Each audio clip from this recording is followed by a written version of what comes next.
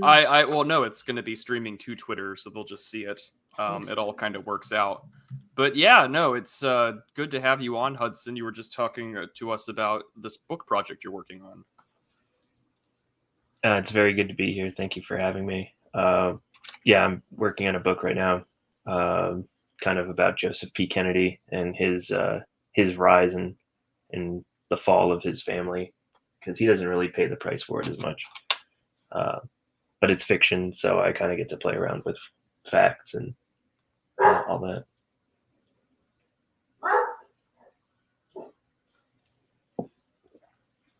But, well, no, that's exciting. I think that he's sort of an underrated character in, U.S. history in that respect. So it's weird because we all kind of consider him to be the man that wanted one son to be the future of the country, only to get stuck with sort of JFK to be the one to do it.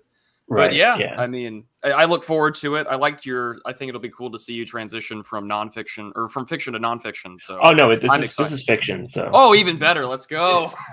Yeah. Gio, what the heck have you been up to? Besides watching movies on the high seas. Yeah, not much. Well, no, I've been writing for my book on neoliberal kitsch, and I've been tomorrow. Last week was a big content week, but next week I'll probably release probably my episode of Content Minded with Goran GSP from War Report. So that's going to be a good one. But I have to start getting interviews in line because there's an episode or two with people that are going through some going through some conflicts in this thing of ours. So hopefully that'll blow over. That's always fun being. Are you telling me you have an interview lined up with Nate Hochman? No, God, no.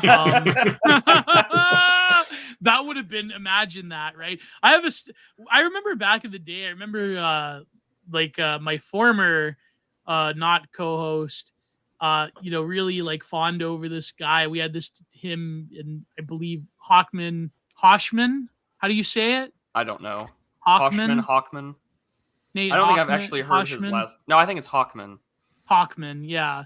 We had this stream with Alex Kashuda, and it was which is funny because Kashuda had the more radical position on calling them Oomers, I don't know if a YouTube, can you say the G word on YouTube? So Kashuda had a way more quote unquote radicalized position, and Hochman was being a moderate, we shouldn't label them. He was doing the whole mushy moderate National Review type of bit. But it's very funny. I guess, what's funny? I wanted to actually kind of talk about that because I feel like the Barbenheimer discourse has been petering out, and hopefully this stream will be the final nail in the coffin of the E-Right talking about it, because we're the top of the sector, baby. What episode are we, Prude? 52? 52. We now have officially 1 year of content. Yes, officially, yes. This is episode 51 of Digital Archipelago. Hello, thank you, everyone watching on YouTube and Twitter. I have to upload all the back episodes from my end on Spotify Anchor. I've been lazy with that, but not lazy. I've been really busy, but plus I have to weigh touching grass now. So, but anyways, Barbenheimer, I noticed, it's kind of petering out a little bit. Hopefully this will be the final end, but I did want to, it's unfortunate that we have to focus on Barbenheimer because I did want to talk about the absolute insanity that is the Nate Hochman discourse. Top of the sector from the top on down, Web Aristocrat.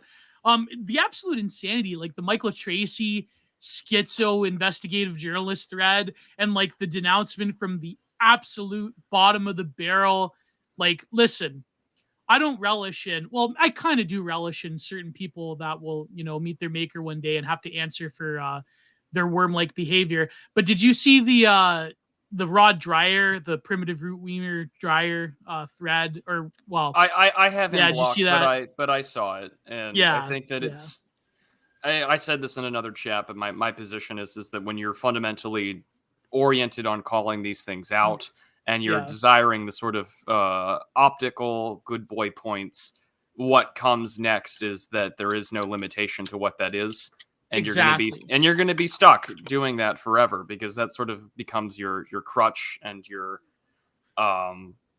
desire to be seen in the eyes of other people. Like, it's just really like, why is anyone surprised here by what took place? Michael Tracy's bit, Rod Dreher's bit, every person that called them out. Like, is anyone going to be the person to change their views because of someone doing what they did? No, like, this is set in stone. These are the expectations we have for these people, from David French to Rod Dreher to Michael Tracy, to Ali Yurgosky or whatever. Like, all these people are going to have the exact same reaction every time. Yeah. So just to wrap, I guess, that sort of bit in the bud, there was an advert or a little video that was retweeted by the DeSantis campaign that featured a son and rad with Ron DeSantis after pointing out Trump's social liberalism on LGBT issues and whatnot, which is a bizarre thing to consider in 2023, but nevertheless, it happened. And Mr. Nathan Hochman, who was at the National Review, I don't know if he's still there anymore after this incident. No, he got fired. Yeah, okay. Yeah, I'd imagine that he did. Well, that's like Gavin. You know what's funny? I always confuse him with Gavin Wax because they both have the same face and phenotype of, like, they really do. They young really Republican. Do. And apparently, Gavin Wax was actually let go of was it TPUSA or some other organization for having a debate with I think it was with the Babylon Bee. He was, yeah, and he had a debate with Fuentes, and just by just acknowledging Fuentes' humanity, not like immediately like saying that he's like a, just like saying, I think he just said like just an aside that Nick was a good debater or whatever. It was like some, conciliatory thing when you're debating somebody. And just by that, and he was more pro-Trump than DeSantis. Yes, yeah, exactly. So just by like that little thing, they let go of him. So if you have like conservative organizations, and by the way, our good friend who's probably listening to this actually, and I want to get to your Hudson stake, our good friend William Wheelwright had an amazing response that I replied to from, I believe he was replying to Michael Tracy, that if you have these institutions that aren't willing to give sufficient cover to at least these momentary screw ups, which I do believe that is what it was with this Hochman guy. By the way, I mean, I shouldn't bring it up, but no, I'm not going to bring it up, but like Hochman, like, come on, like just putting a spinny wheel in there. I mean, I don't understand why he hasn't, anyways, why they're viciously canceling him. But the thing is, like, he said, because that's something you don't do on a major presidential campaign. No, I know, but to say that he's an Austrian Painter fan is kind of a stretch. I mean, if he was smoking crack, that'd be one thing. But... Yeah, I know, but I'm like, but the point being is that like his defense is stupid. Obviously, like he probably knows what it is. But still, I think like it doesn't matter. Even if he doesn't, he's over socialized and overexposed on right wing Twitter. Yes, like that's the fundamental point here. Is that I am overexposed. I know what these things are, and even if I don't have a full concept of them, they're in the videos that I like. And sometimes the spinny wheel is. The lesson here is that a spinny wheel is not just a spinny wheel. Don't put it on a presidential campaign ad. If you work on a real life presidential campaign, you need to touch grass. Yeah, exactly. No, or you need to be a Ukrainian. You're fighting the Russians. Then it's acceptable. But anyways, no, what I went is like what William Wheelwright was saying is that it doesn't matter. And what really is the failure here is that conservative or right-wing institutions, alleged quote unquote populist or conservative institutions, if they're not willing to like at least lie, at least like play it down the way that the left does, like take your meds, schizo, it doesn't mean anything. Unless they're willing to like give cover to their apparatchiks, it's over. You know what I mean? Like you're basically consenting to the left frame.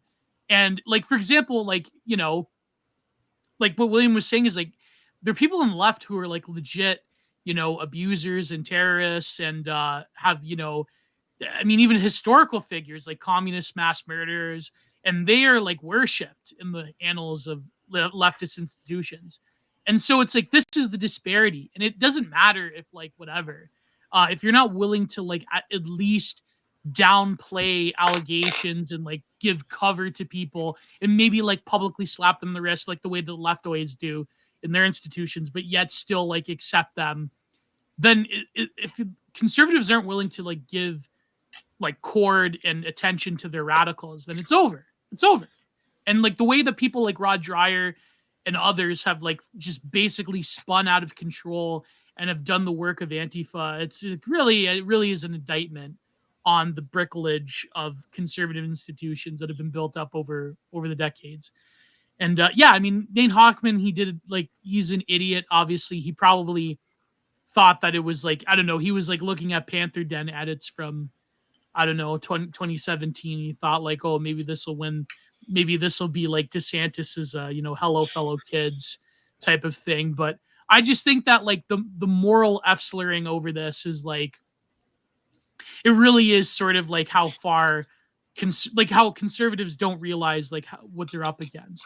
Because like you have, leftist institutions that, give cover to like the worst people imaginable, both living and, historical. And it's like, yeah, that's, Let's it's basically try spinning. conscripting. That's a neat trick. Yeah. Yeah, I mean, I think it does also illustrate that there are waters that the mainstream is never going to go towards, and that's one of them. You haven't killed the ultimate windmill of things that spin, so that will never be something that they'll touch. And this is at the same time that this happens that you had Charlie Kirk, of all people, talking about the need to deport millions in birthright citizenship, build a wall, and have it guarded, and to take military action south of the border. Yeah, but he can do it because he's more optical than like a Twitter spirit. So, Well, it's a lot more optical than putting a Sonnenrad in a DeSantis campaign. No, yeah, exactly. Yeah, exactly. So I think like, I don't know, like I feel like we shouldn't say too much about optics cucking, but at the same time we have to like, listen, this podcast we denounce and we do not condone. And yeah, so, but at the same time, I think that you can really get away with a lot if you have, at least in part, like you don't give away the full like spinny wheel Hyperborean edit.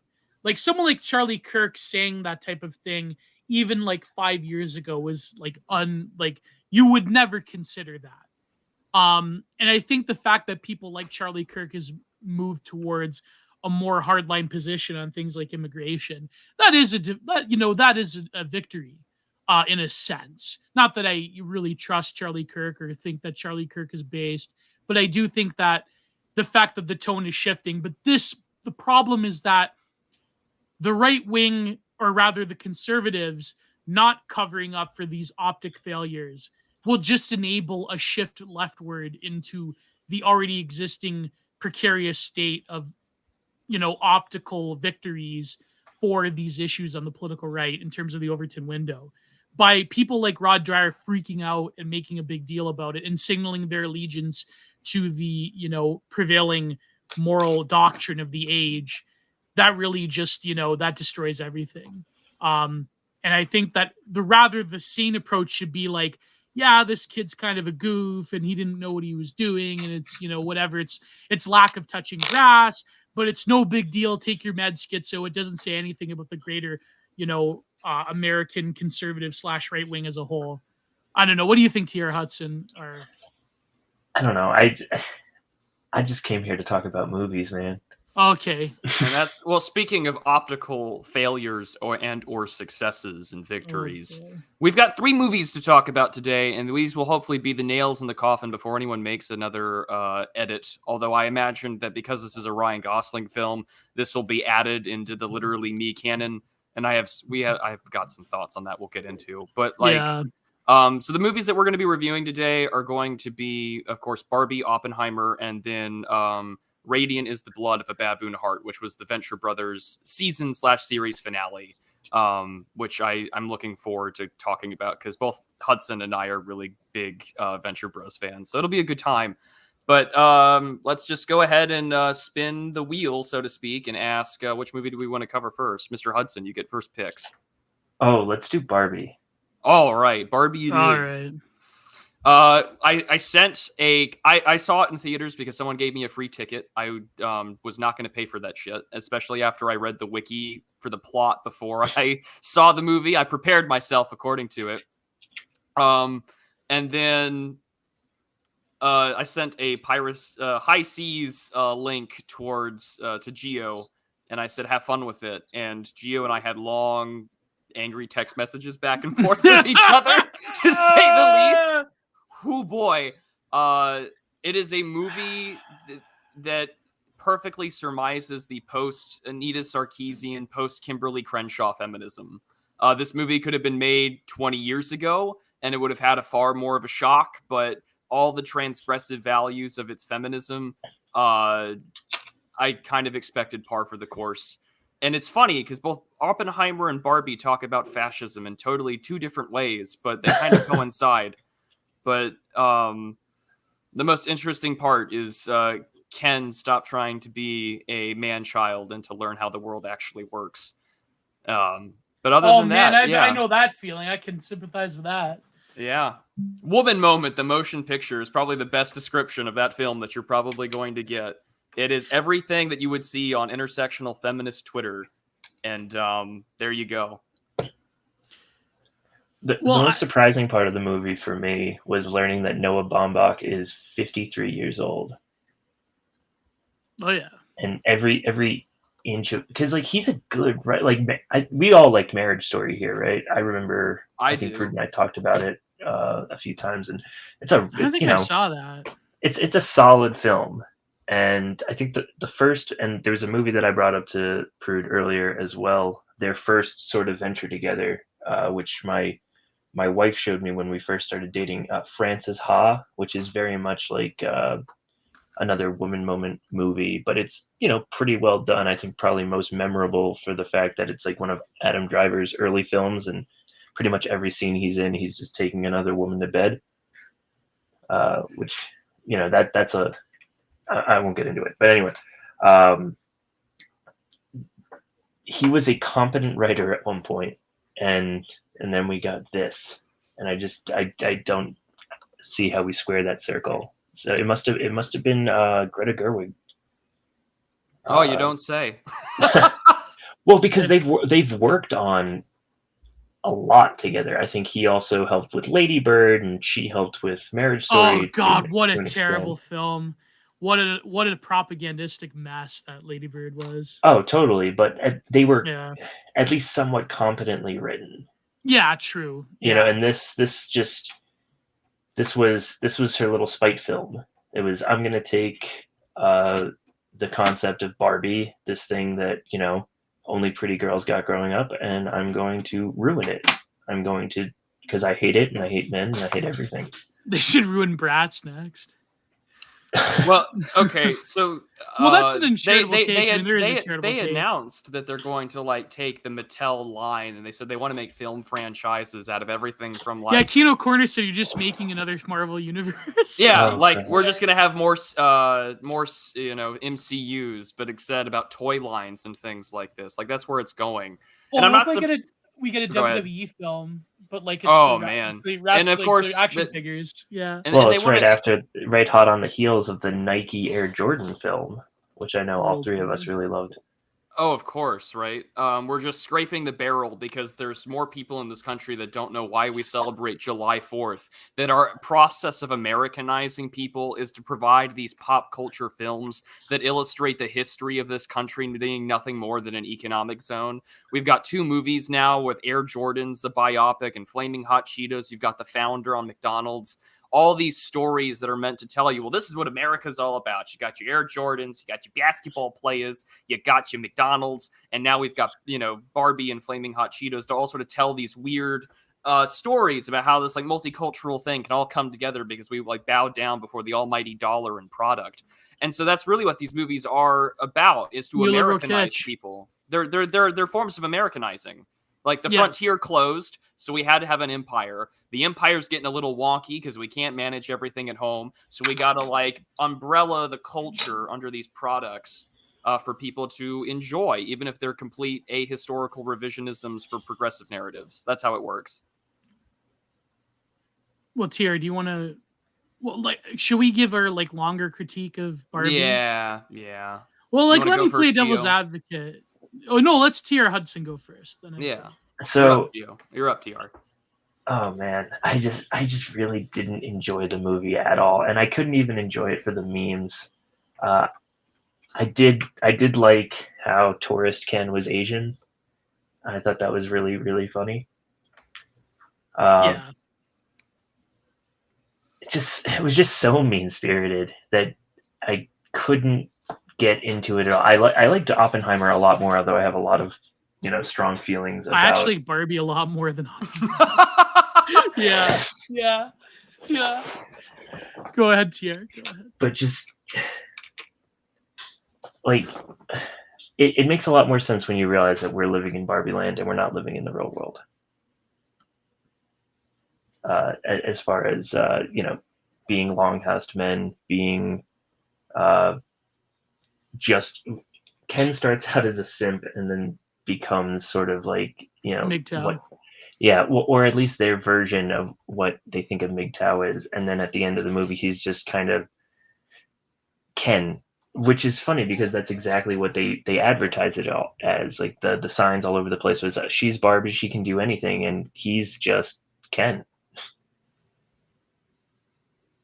So yeah, I don't like this movie.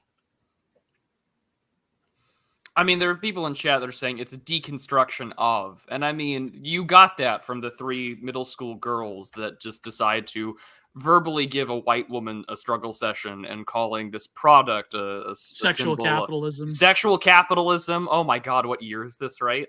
Oh, they called her a fascist, which is the only time you really see a white woman's tears on this. Sorry, I'm like trying to play off all of these like lefty inverse tropes that we're seeing all the time. And it's frustrating in that respect. Like, you're a cause of women's insecurity, sexual marketplace, sexual capitalism. You're a symbol of fascism, which, oh boy, the history to Barbie kind of makes you question that one a little bit. Well, someone said about the creator of Barbie is definitely not a fascist. Yeah, quite the opposite. But it was entertaining in that respect. But like this was sort of like the greatest hits of every talking point I've received from the last like 8 years of culture war. The Will Ferrell being the CEO of Mattel made me chuckle because it reminded me of like the Lego movie where he like plays like the Lego characters also like Will Ferrell, the Right. businessman in real life. Yeah. Like it was whew.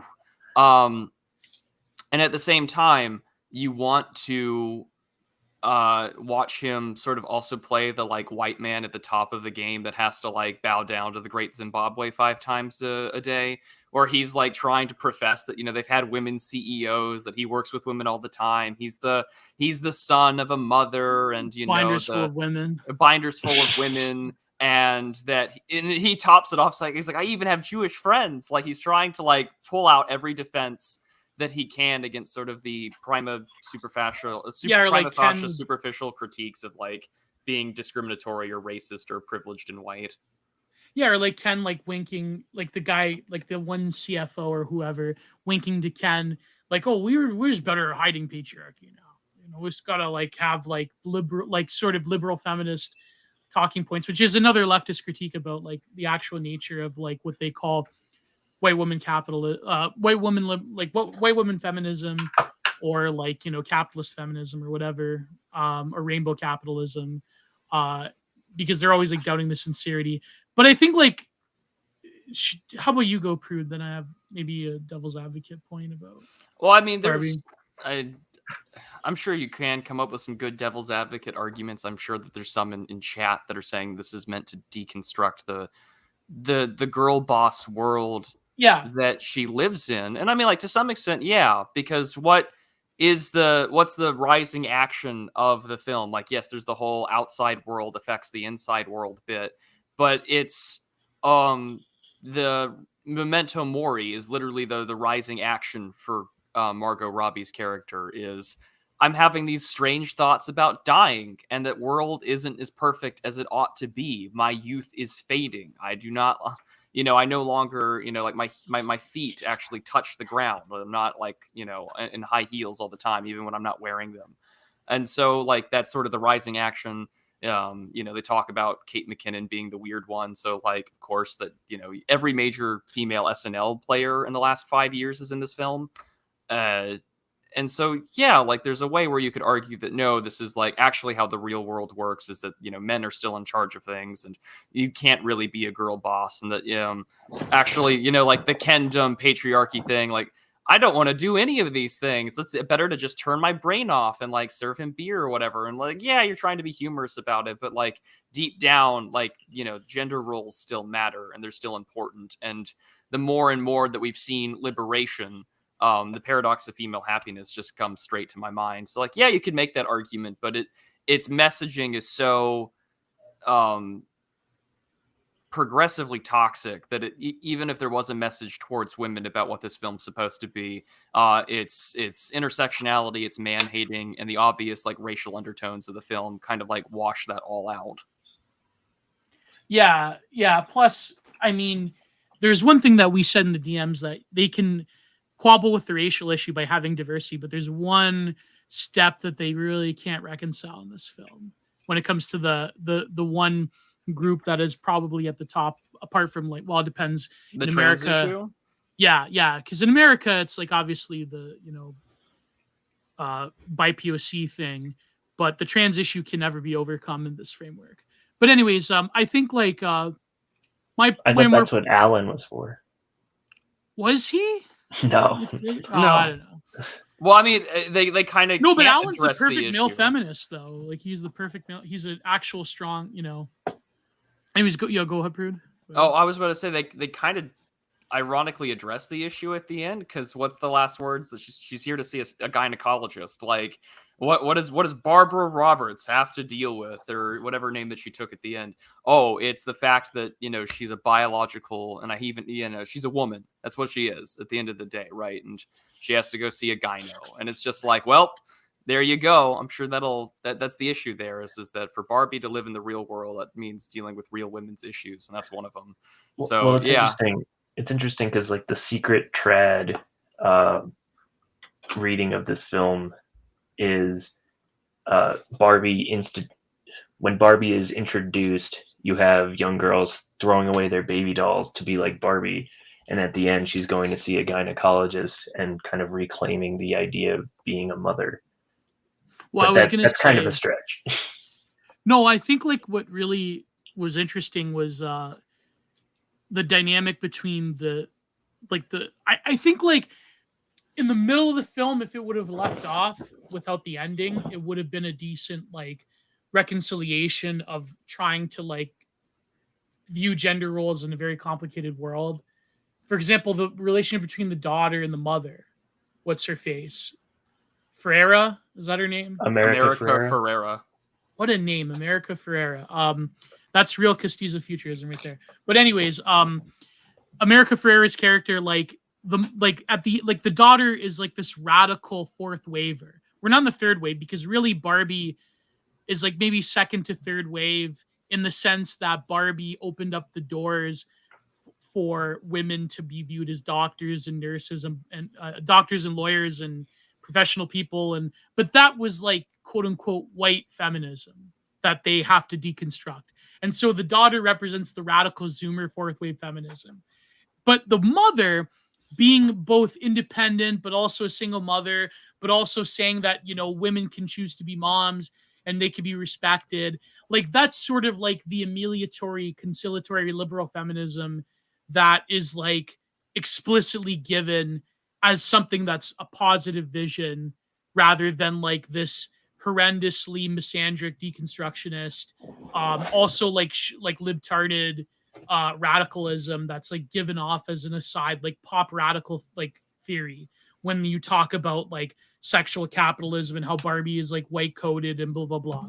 Like that to me I think is like the daughter's like coming to terms with the fact that her mother grew up in a complicated world, and this sort of like knee-jerk radicalism of Zoomers is not like really what it's at. But to me, what really disappointed me was the end, because Ken sort of like does the MGTOW thing where he has to discover himself, but the fact that they never the lack of romance and the lack of like really fundamental issues of romantic connection and love really fucking got to me, because the price of Ken discovering himself is ultimately under the auspices of like a longhouseism and a legal framework in Barbie land of like that you're basically a second class citizen. But then to escape, and of course, like it's the wink, wink, none, that women are still, discriminated against, and even though like there's women Supreme Court justices, blah blah blah, like the whole Supreme Court thing, and the whole like speech at the beginning by the chubby Barbie about like you can balance emotions and reason. That's like your typical like I felt like I was looking at an Exo Jane article from like 2017. But so anyways, at the end, like Ken's price of freedom and self-discovery and not being a accessory to Barbie is basically like a quasi true seldom, quasi MGTOW, like hiding under the like, and whether the directors intended it or not, that is the state of a lot of men nowadays, right? But I do think that the argument that you can critique Barbie from a sort of like reactionary retconning by viewing aesthetics over the quote unquote intended meaning of the film, that's also a powerful argument that I mentioned on the show. Our good friend Son Optimist was talking about that, and that was the general E-Ray take. But I do think that there is sort of like a very like darker side to Barbie, that the price of Ken's freedom isn't sort of like an awakening into like, you'd figure like there would be a romantic connection there, but rather, Barbie stays into like this sexless girl boss state, and Ken, instead of being like a boorish stereotype of like what a man is, I was waiting for the Kid Rock Bo Diddy track to come on when like, the Kenny, what do you call it? The Ken bro, the dojo, Mojo Dojo. What did he call it? The Mojo Dojo Casa House. Yeah, I was waiting for Bo Diddy to play. That would be it, right? So the price of like him having this self-discovery really is, and I was talking about a follower of mine about this. I'll have to dig up the messages, but yeah, the price of his freedom is like basically a state of like perpetual true seldom, which I found to be very like, very kind of not good. That's my little rant. I mean, he went from being placed as sort of a plastic accessory to sort of this self-actualization that, well, if you want to go your own way and be your own man in this like journey of self-discovery, like we're not going to be together, or like it's not going to happen. And I mean, he starts off being like, I guess written in the same way that you see a lot of what millennial writing would like consecrate, like as a toxic male character, right? Like he wants to be more, he has feelings for her, he's got this anxious desire to break out and be his own man, whether it's like trying to escape the waves of plastic, surfing, or trying to like fight the tourist Asian Ken. And then at the end of the day, right, like he, sees what patriarchy's about. He goes to the library, picks up all these books, and he's trying to understand. He's like, well, I'm a man. Like I can just walk up and do anything. And I mean, even men in this world know that, no, even though you're a guy, you can't just walk up and be anything without some qualifications. And so his idea of like going his own way comes at the cost of like anything that exists in the world behind him, which I mean is a fundamentally true thing. Like if anything, the person who ironically gets the most character growth is him, and not so much her, because everyone is trying to contain her or put her back in the box and trying to do this. And she's got her, spirit guide, or the OG Barbie, type deal, played by Rhea Perlman, which I find funny because I always, she's from Cheers, and she was always sort of the stereotypical Italian with like an husband on and off again relationship, like a gajillion kids, sort of the oversexed Mediterranean female archetype. And now, she's here in her later years in life, sort of deconstructing, how the world actually works for women and how things go. It's just sort of an interesting. I noticed they're obsessed with like older women being feminists. They're like the current zeitgeist. They're like obsessed with this picture of like older women swearing or being sassy and like having feminist opinions. I don't know why that is. It's just like, it's a weird thing. Well, they have to match their demographic. Oh yeah, true. No, but I mean like there's something particular about like older people spouting shitlib opinions that like really fascinates the current zeitgeist for some reason. Well, I think it has to be a retconning of the past, right? Like, she sits there and she looks at that woman on the bus stop very early on when she comes into the real world.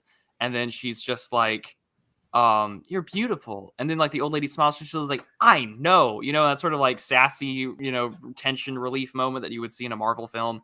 And it's just funny to me because it's just like that moment in real world would be a lot different if you were to sit on a bus stop and then like tell an older woman like, you look beautiful, like it's a little different.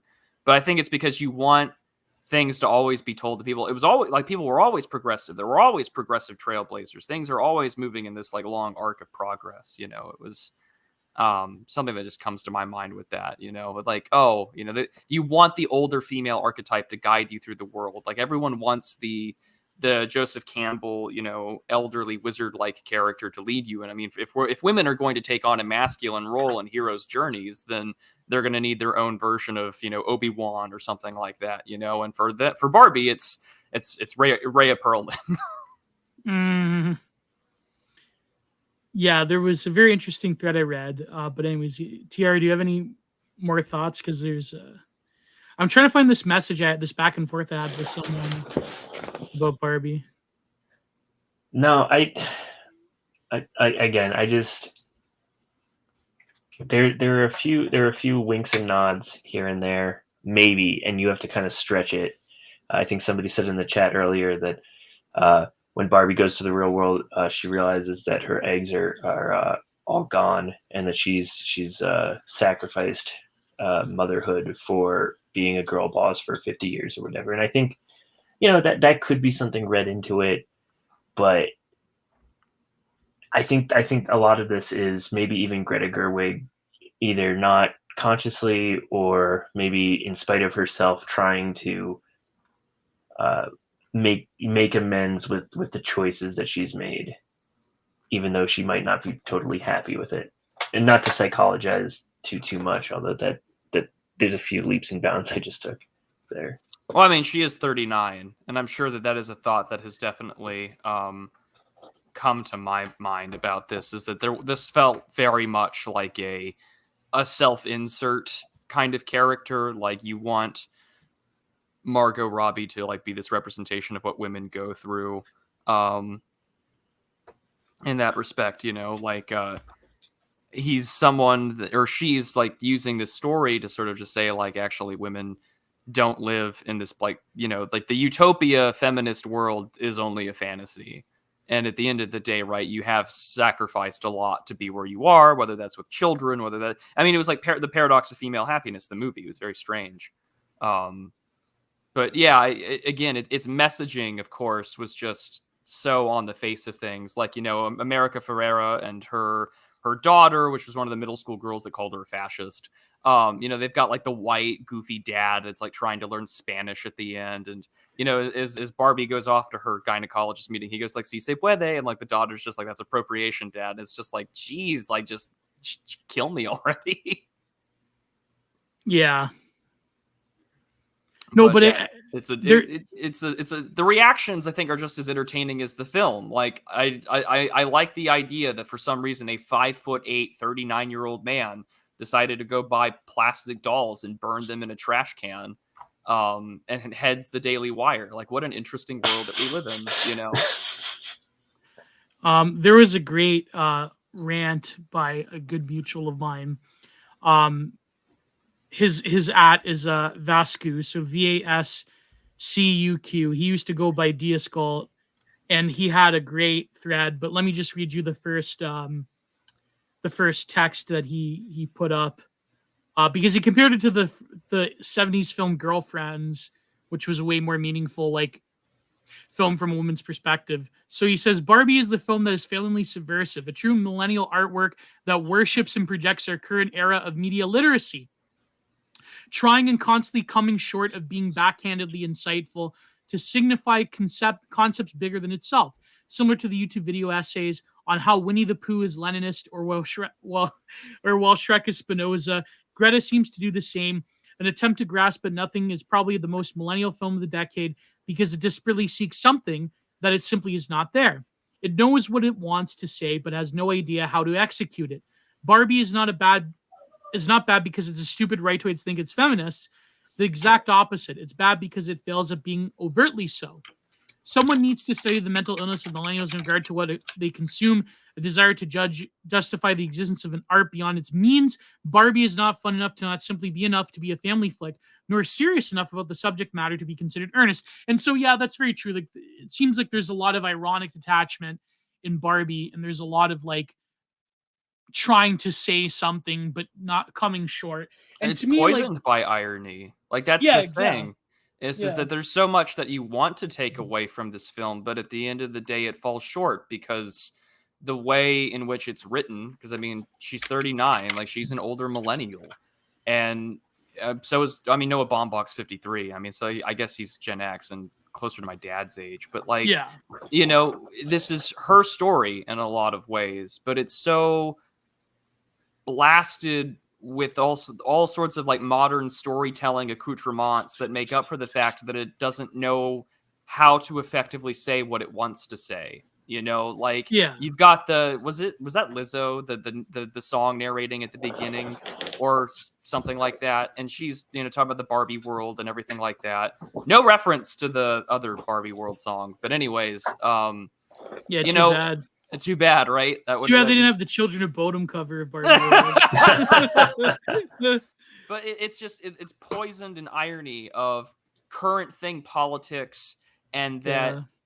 the humor for it, right? Like it's that quintessential millennial writing bit where there's the tension relief, there's the sight gag humor, and you are losing the message. You're losing the forest for the trees by pointing out every little thing.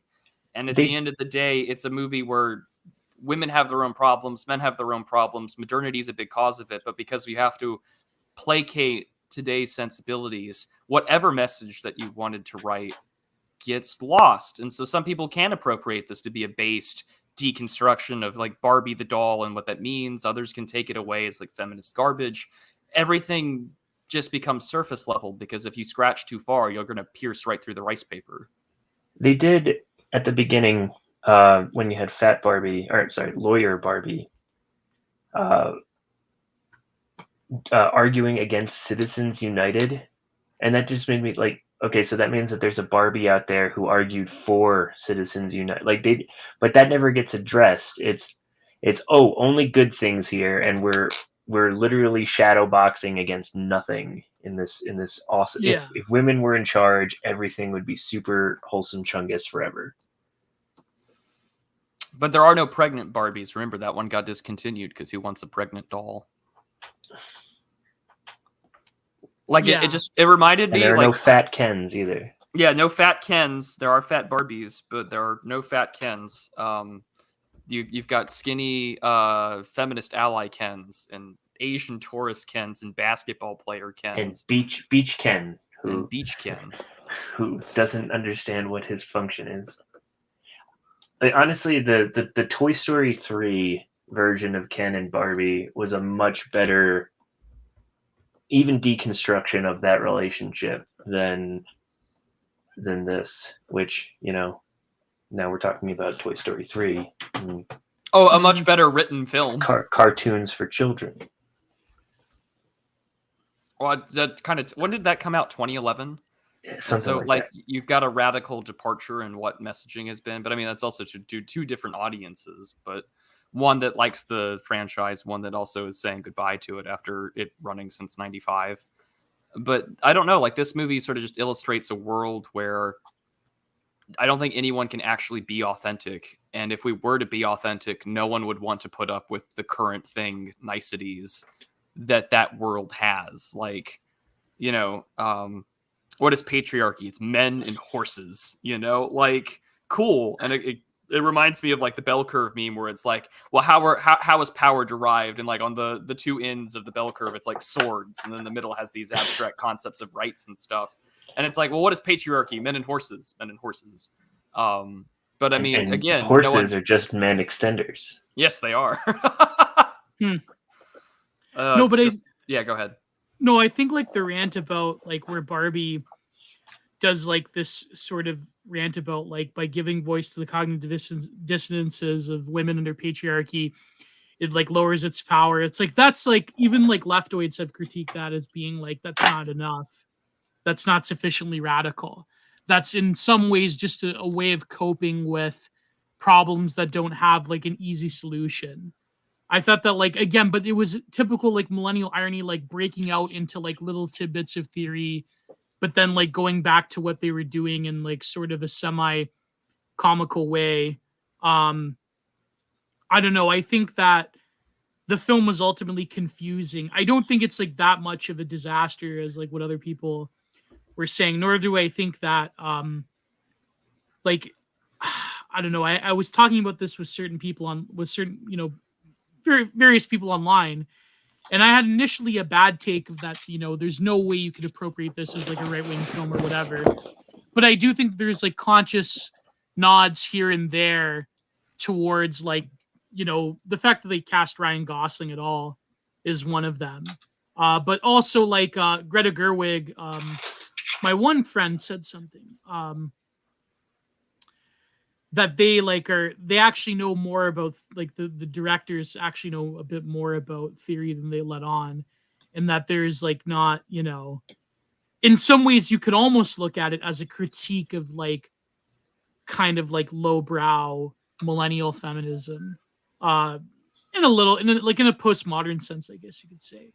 So I think, yeah, it's definitely not a total abomination, but at the same time, there is like enough like man hate content to like give red meat to like its targeted audience of like largely millennial, largely predisposed to the left women, white women as well. Because of course, white women, not just white women, but also I think like the racial issue, it didn't come up as much as probably it would have, apart from like these rants by the like, sassy Latina the teenager. children, yeah.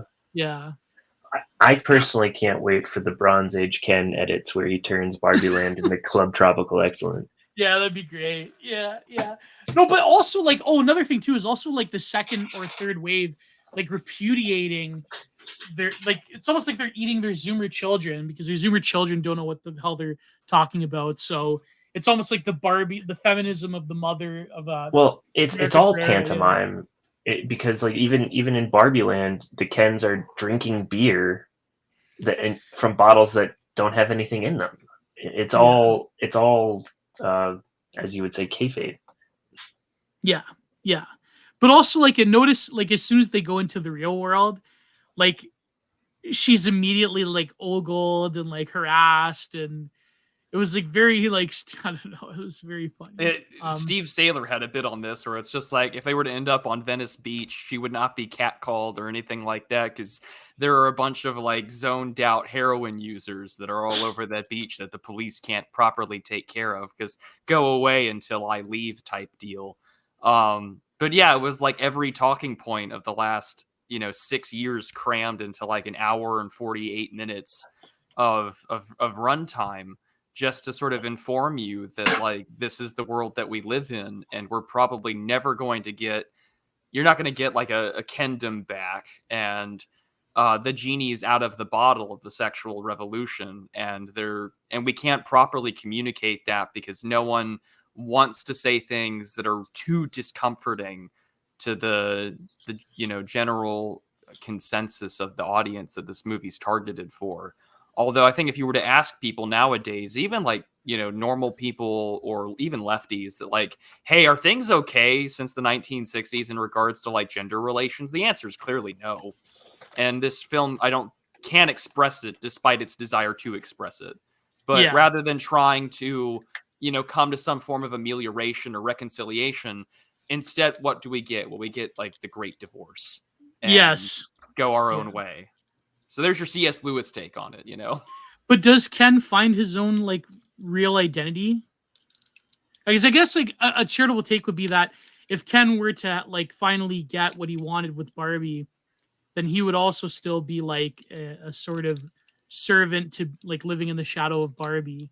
But then I don't know. I think like the fact that like they're entirely sexless and there's no romance and there's only like this cold sterility. I mean, it's sort of in the end, it sort of welches on, I guess, a more positive vision between gender relations. But then I guess feminists would say that, why does there have to be love between men and women? That's kind of like heteronormative and that's evil, blah, blah, blah. but that's not. I guess that's not what they were going for. I guess they were going there for. was no homosexuality really in this movie. There was magic earring Ken. Yeah, but nothing that was Yeah, but the audience on doesn't face get of that. it. Yeah, the audience isn't gonna. It's like if they had it would be like, oh, that's confirmed Bachelor Ken or whatever, like it wasn't. Oh, anything... that's friend of Dorothy Ken. Yeah. Yeah, I mean that'd be much more of an interesting film if they went that direction. But no, I mean this was again more for, I think, a movie for white women. It reminded me of Rick and Morty. Yeah. In like the worst way, where like every Ken is like you've got the awesome can do anything lead and the subservient sort of nervous unactualized helper guy who is totally replaceable. It reminded me of that dynamic a lot, and that's not a compliment. No, I know that's definitely true, because both of there's one strong character that gets led to understand things and to do it, and then there's one that when he tries to self-actualize Ken, right, it blows up in his face, or he's talked down and put back in his place. So yeah, like literally the Rick and Morty dynamic, but between the sexes, and that's sort of where we're at now. Do you notice that like all Ryan Gosling characters have very complicated relationships to women? Yeah. Like even in The Believer, like even though he's an Austrian painter fan that goes and beats up, his co-ethnics. Yeah, his co-ethnics. So even still, like, what's her name? Phoenix, the daughter of the Phoenix family. Like she like basically cucks him and has this weirdo like Sado-Dom relationship with him. It's like very weird, very strange. But so you're Lars saying and the Real Girl stands out. You're saying that Ryan Gosling is going to star as Spencer Grunhauer in the Nutcracker film?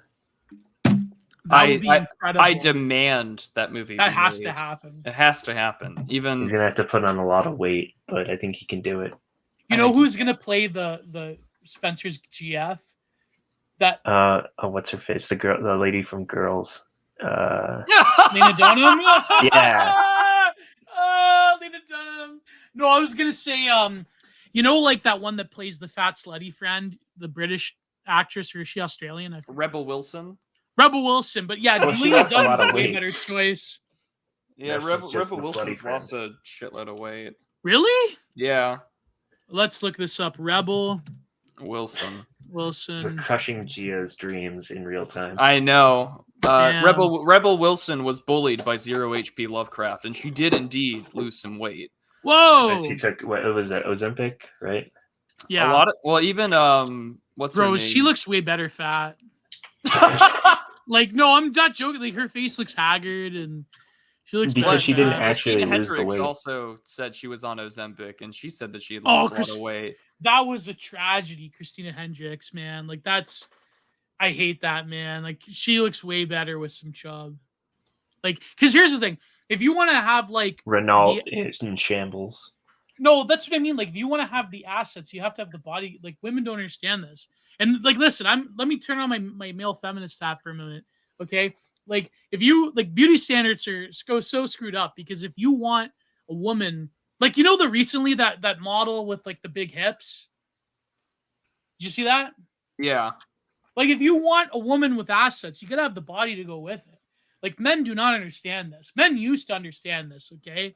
I hate to say this, but nowadays, like Ozempic weight loss is not the beauty trend of the future, okay? It's gonna probably produce some other unintended consequences. Oh no, these women are gonna have like really bad thyroid issues going forward or something. Like there's never a quick fix solution. There's never something for nothing.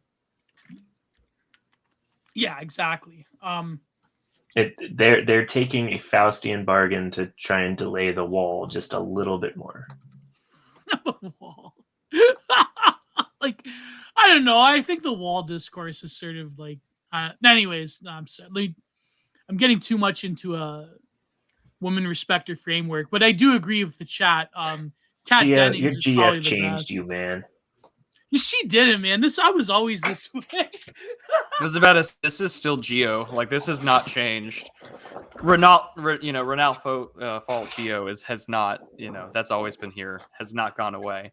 No, you got to know the dialectic, okay? The dialectic is 0 HP Lovecraft, she could lose weight. Renal Fault, she could gain weight. Geo, she's perfect. as she is. Yeah. It turns out that Geo was the true Alan all along. Oh, no. Well, I don't know. No, I think, was Alan the gay character?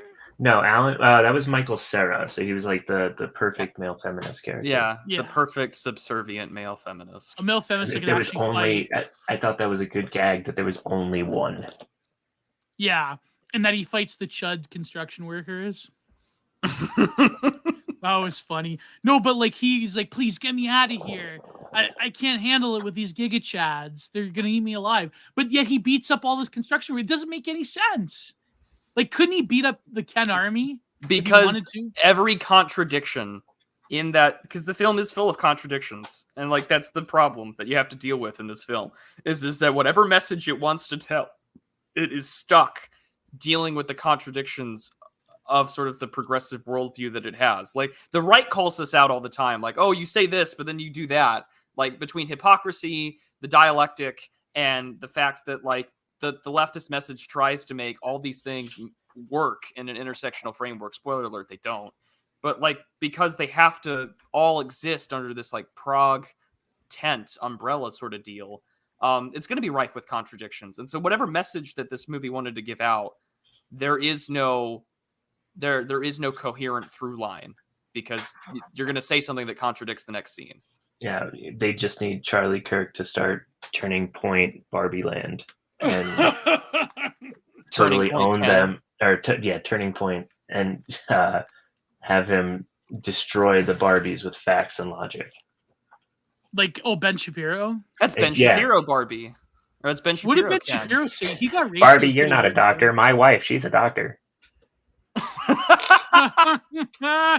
Ken Shapiro, it'll happen. Do you think Ben Shapiro and his wife actually have sex, or no? They have children, so they've done it at least once. Yeah, or but twice. But he got ratioed recently by his Barbie tweet by some bigger like leftist Kohler account.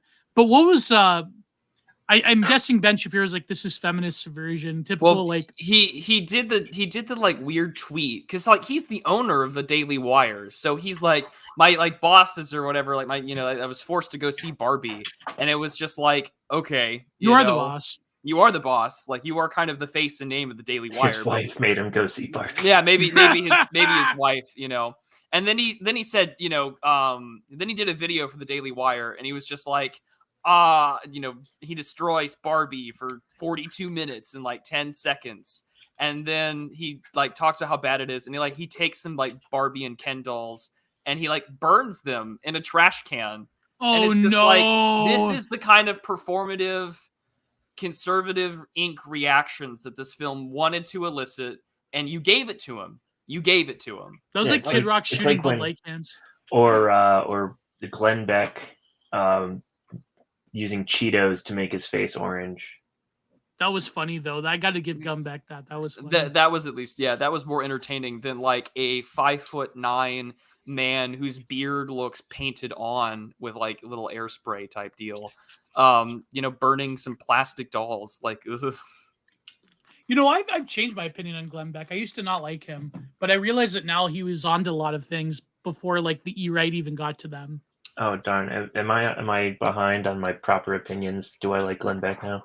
No, I think a lot of people don't like Glenn Beck still, but I mean, never mind if this is like self-serving. But hey, listen, I mean, as old troons, we have to grift now. But anyways, no, I think like Glenn Beck did have like a lot of salient points that even like the E-right, like even the schizo parts of the E-right have like come up.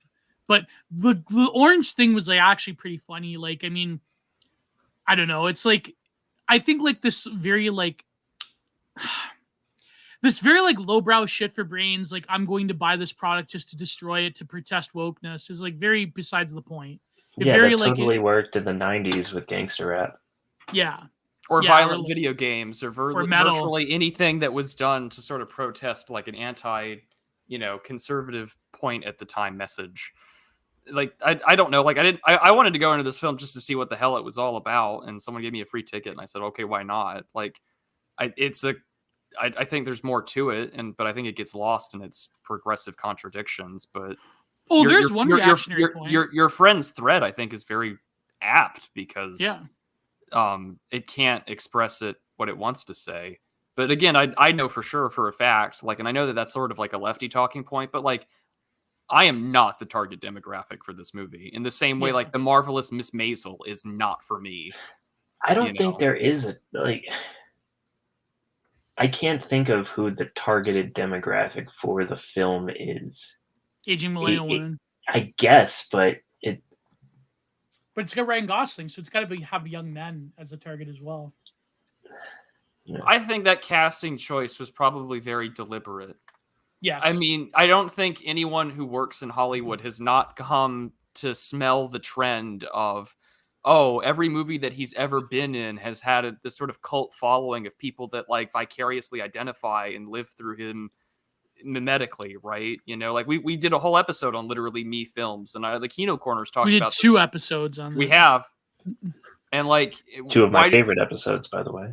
And why do people identify with him? Because like men don't have anything, but at least modern man doesn't have anything in the West but these sort of visages of a guy who's like screwed up, has weird relations with women, comes from either a poor background or embraces like a way of life that doesn't fit the norm, and is including being an Austrian Painter fan or a biker or like a gangster, a future detective. Yeah. So wasn't he like a gang enforcer in Only God Forgives?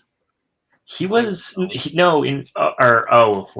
thinking Place Beyond the Pines. No, he was a bank robber there. Yeah, I forget what he was in that one. I really liked that movie.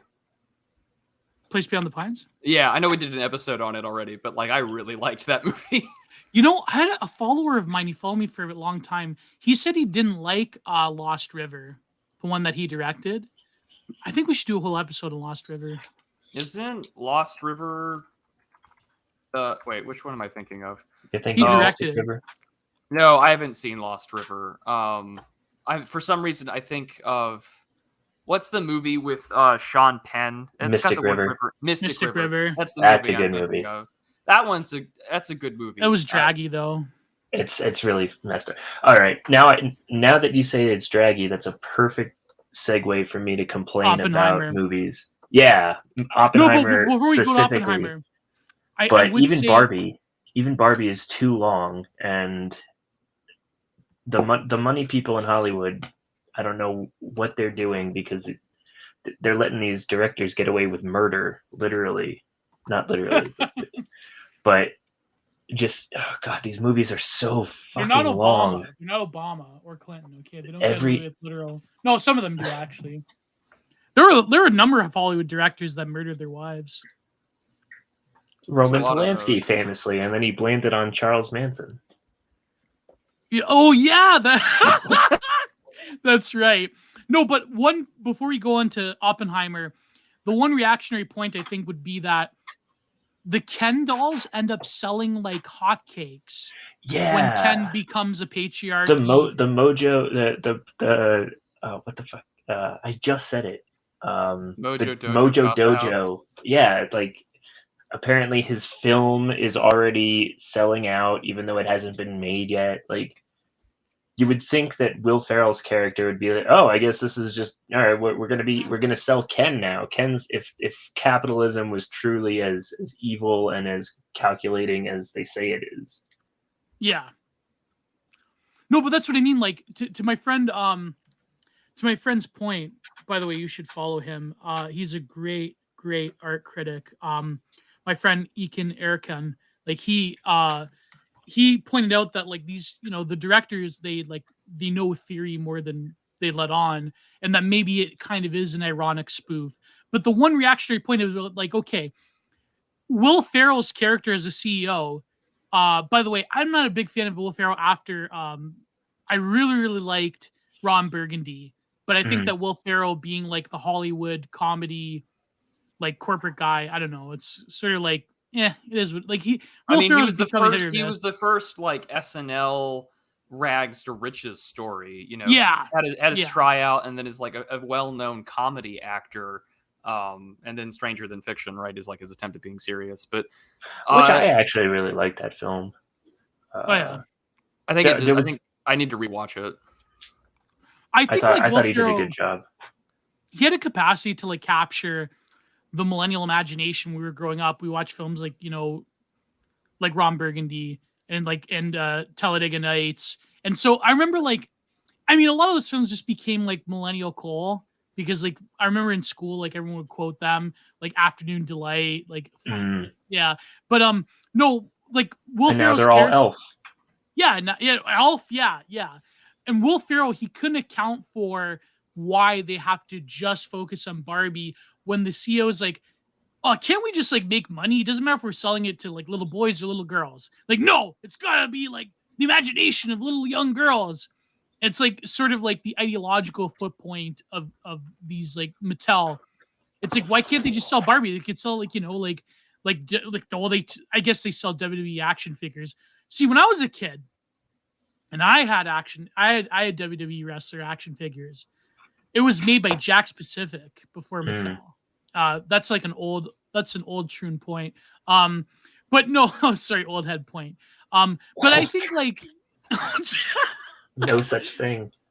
no. Anyways, I think that was a very interesting point that Will Ferrell's character couldn't account for like this bottomless capitalist pursuit of money, where they could be like, well, we just sell Ken to young girls, and they're like, no, we have to sell it to young boys. We have to sell it to young girls because that's the young imagination of young girls.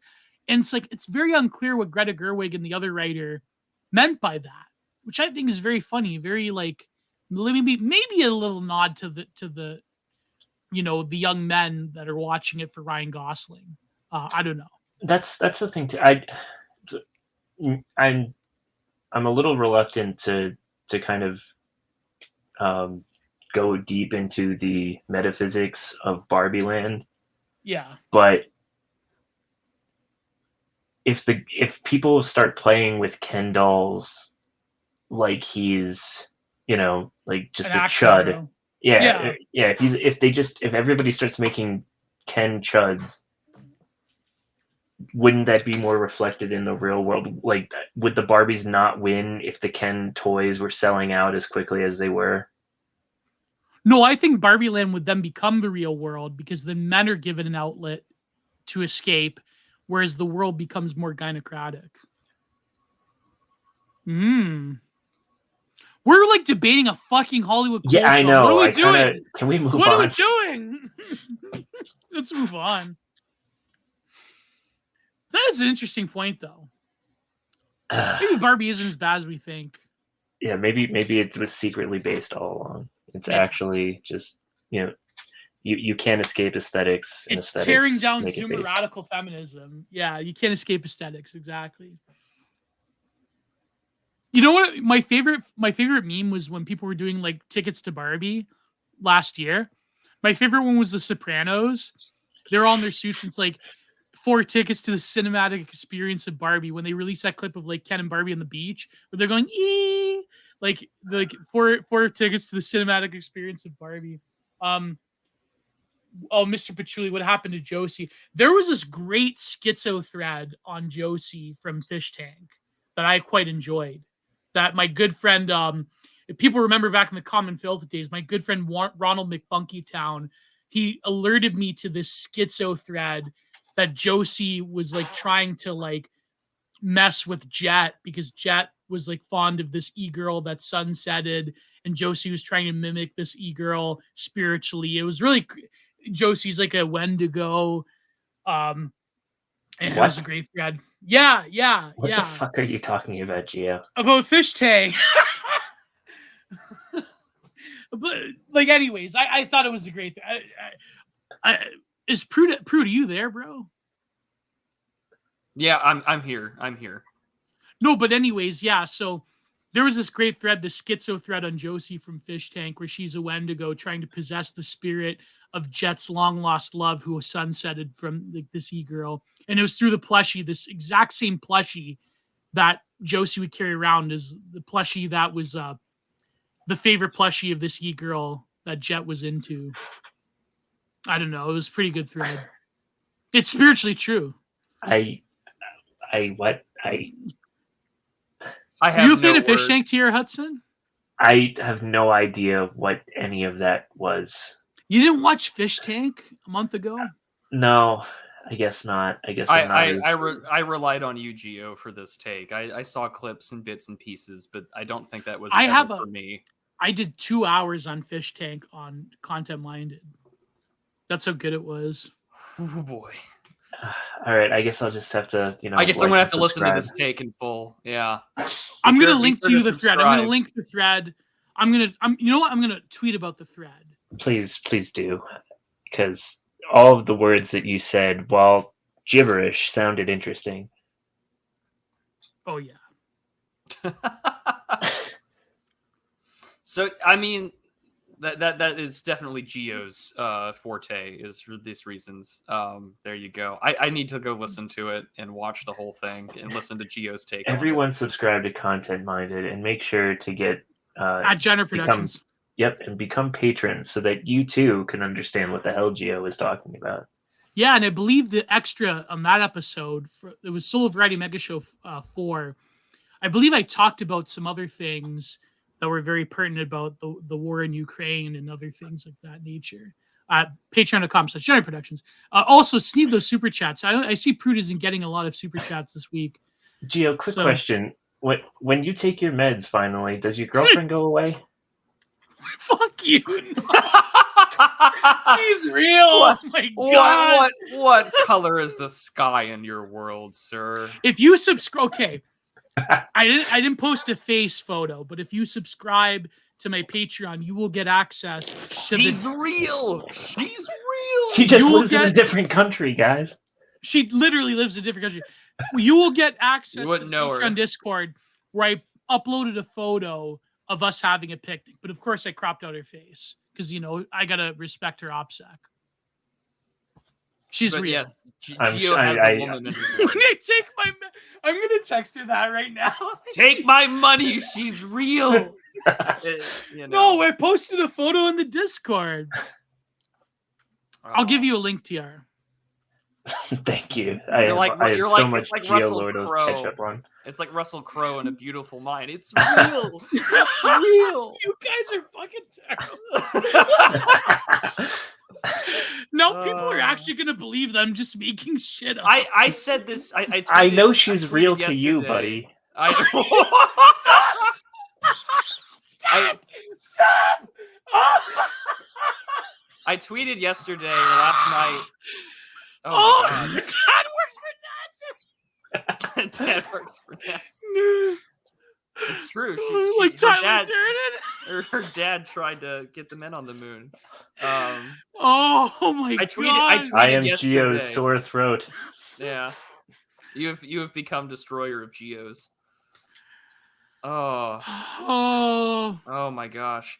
No, but like I tweeted yesterday that like Geo with a GF is probably the most interesting posting arc on Twitter right now. It is, and everyone in the replies is like, is. everyone's like, "What the hell is this?" And I was like, "You guys don't watch the show. You would have had this lore firsthand." But it's true. It's true. That's when the news got dropped.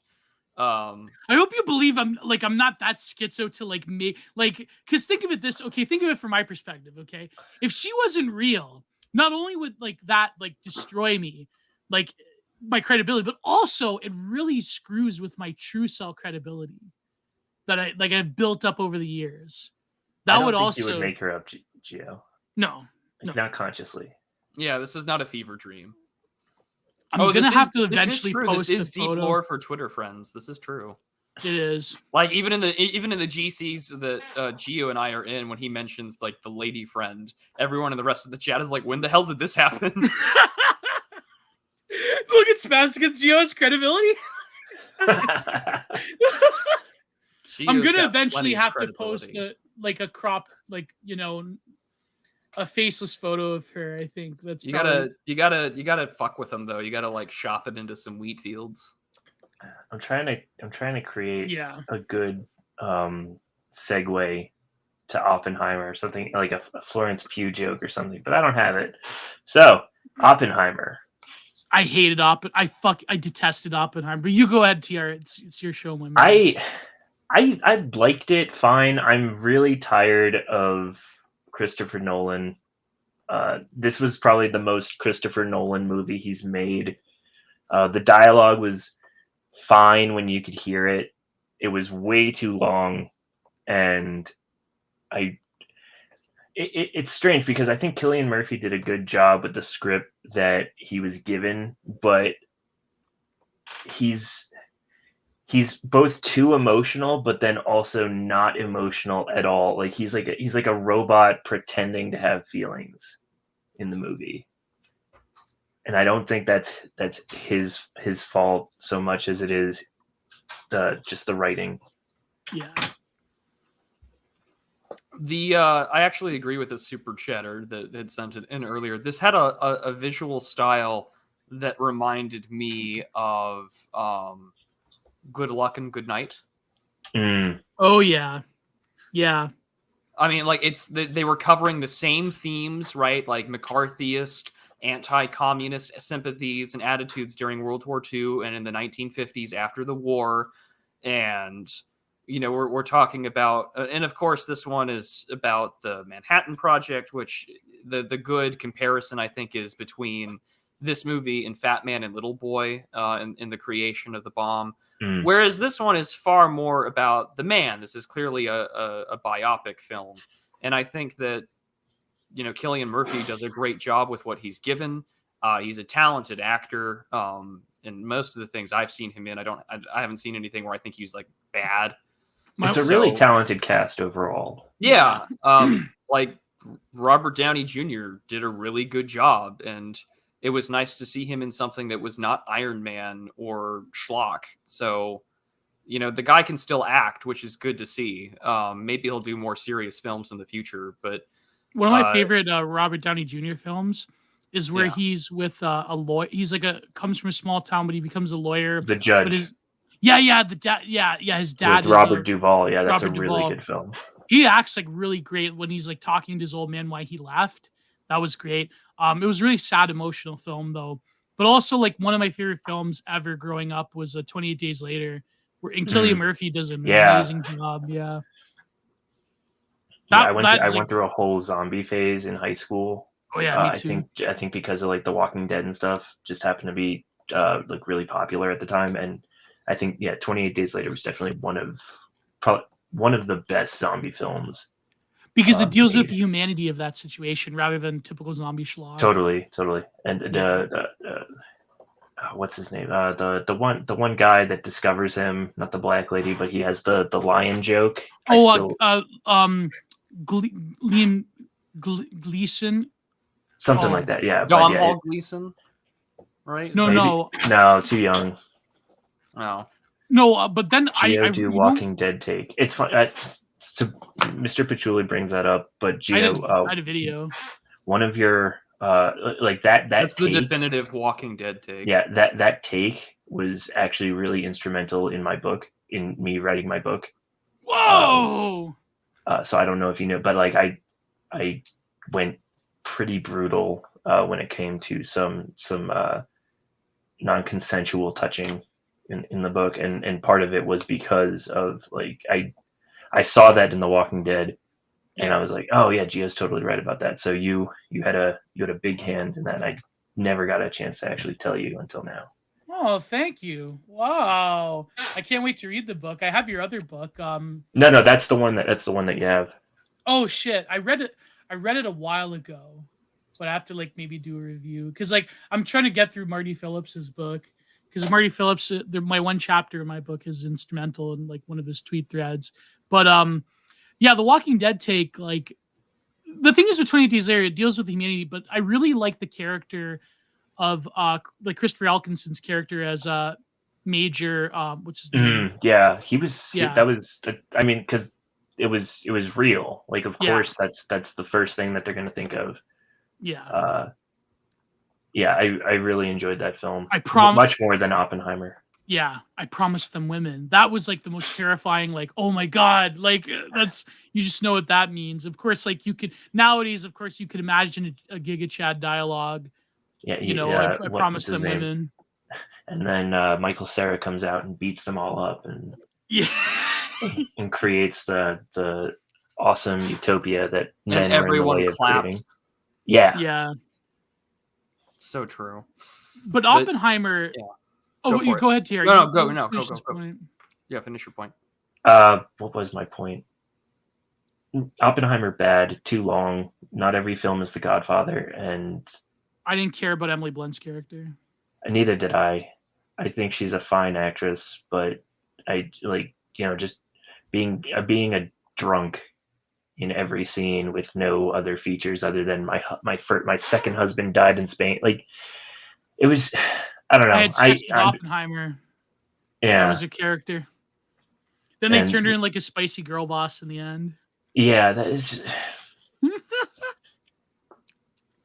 really, she was fine with what she was given, but the problem with Christopher Nolan films is that, and he tried to undo this with Interstellar, is that they're all very cold emotionally. He does anger and revenge really well. I think that my favorite Nolan film is The Prestige. So he understands the motivations of revenge, and it's funny because Borden in that film, he loves his first wife. He falls in love with the other girl. So Nolan understands the ideas basically, but he can't get deep into it, and it's really distracting when he tries. I don't know if it's him. I don't know if it's his brother. It's the Hans Zimmer soundtracks. Oh god, the Hans Zimmer sound, just that kind of. I didn't like Interstellar because it basically was like a fedora tip, like totally nihilistic anti-metaphysics film. But then they undo it at the end with a love. But that's like a cop out. It's a total cop out that doesn't make any sense.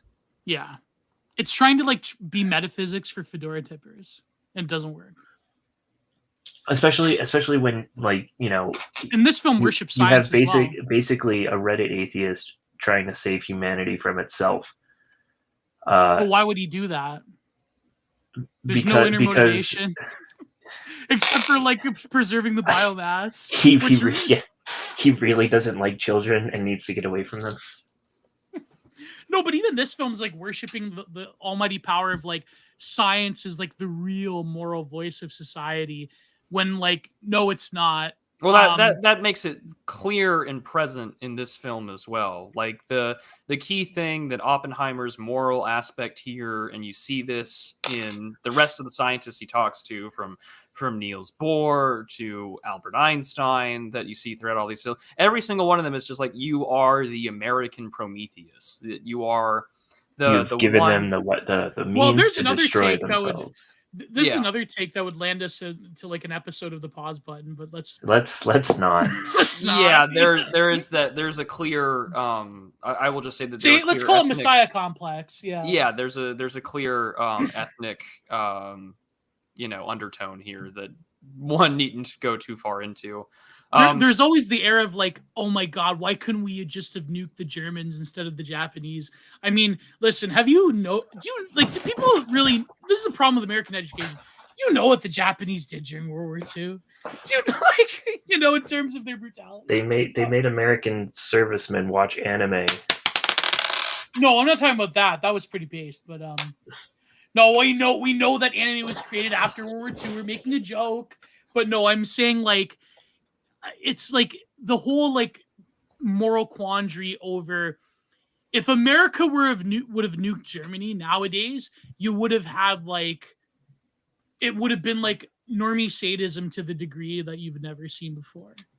But with Japan though, because they didn't have the same Nuremberg trial, now it's we have this like pressing moral quandary over if we should have nuked them.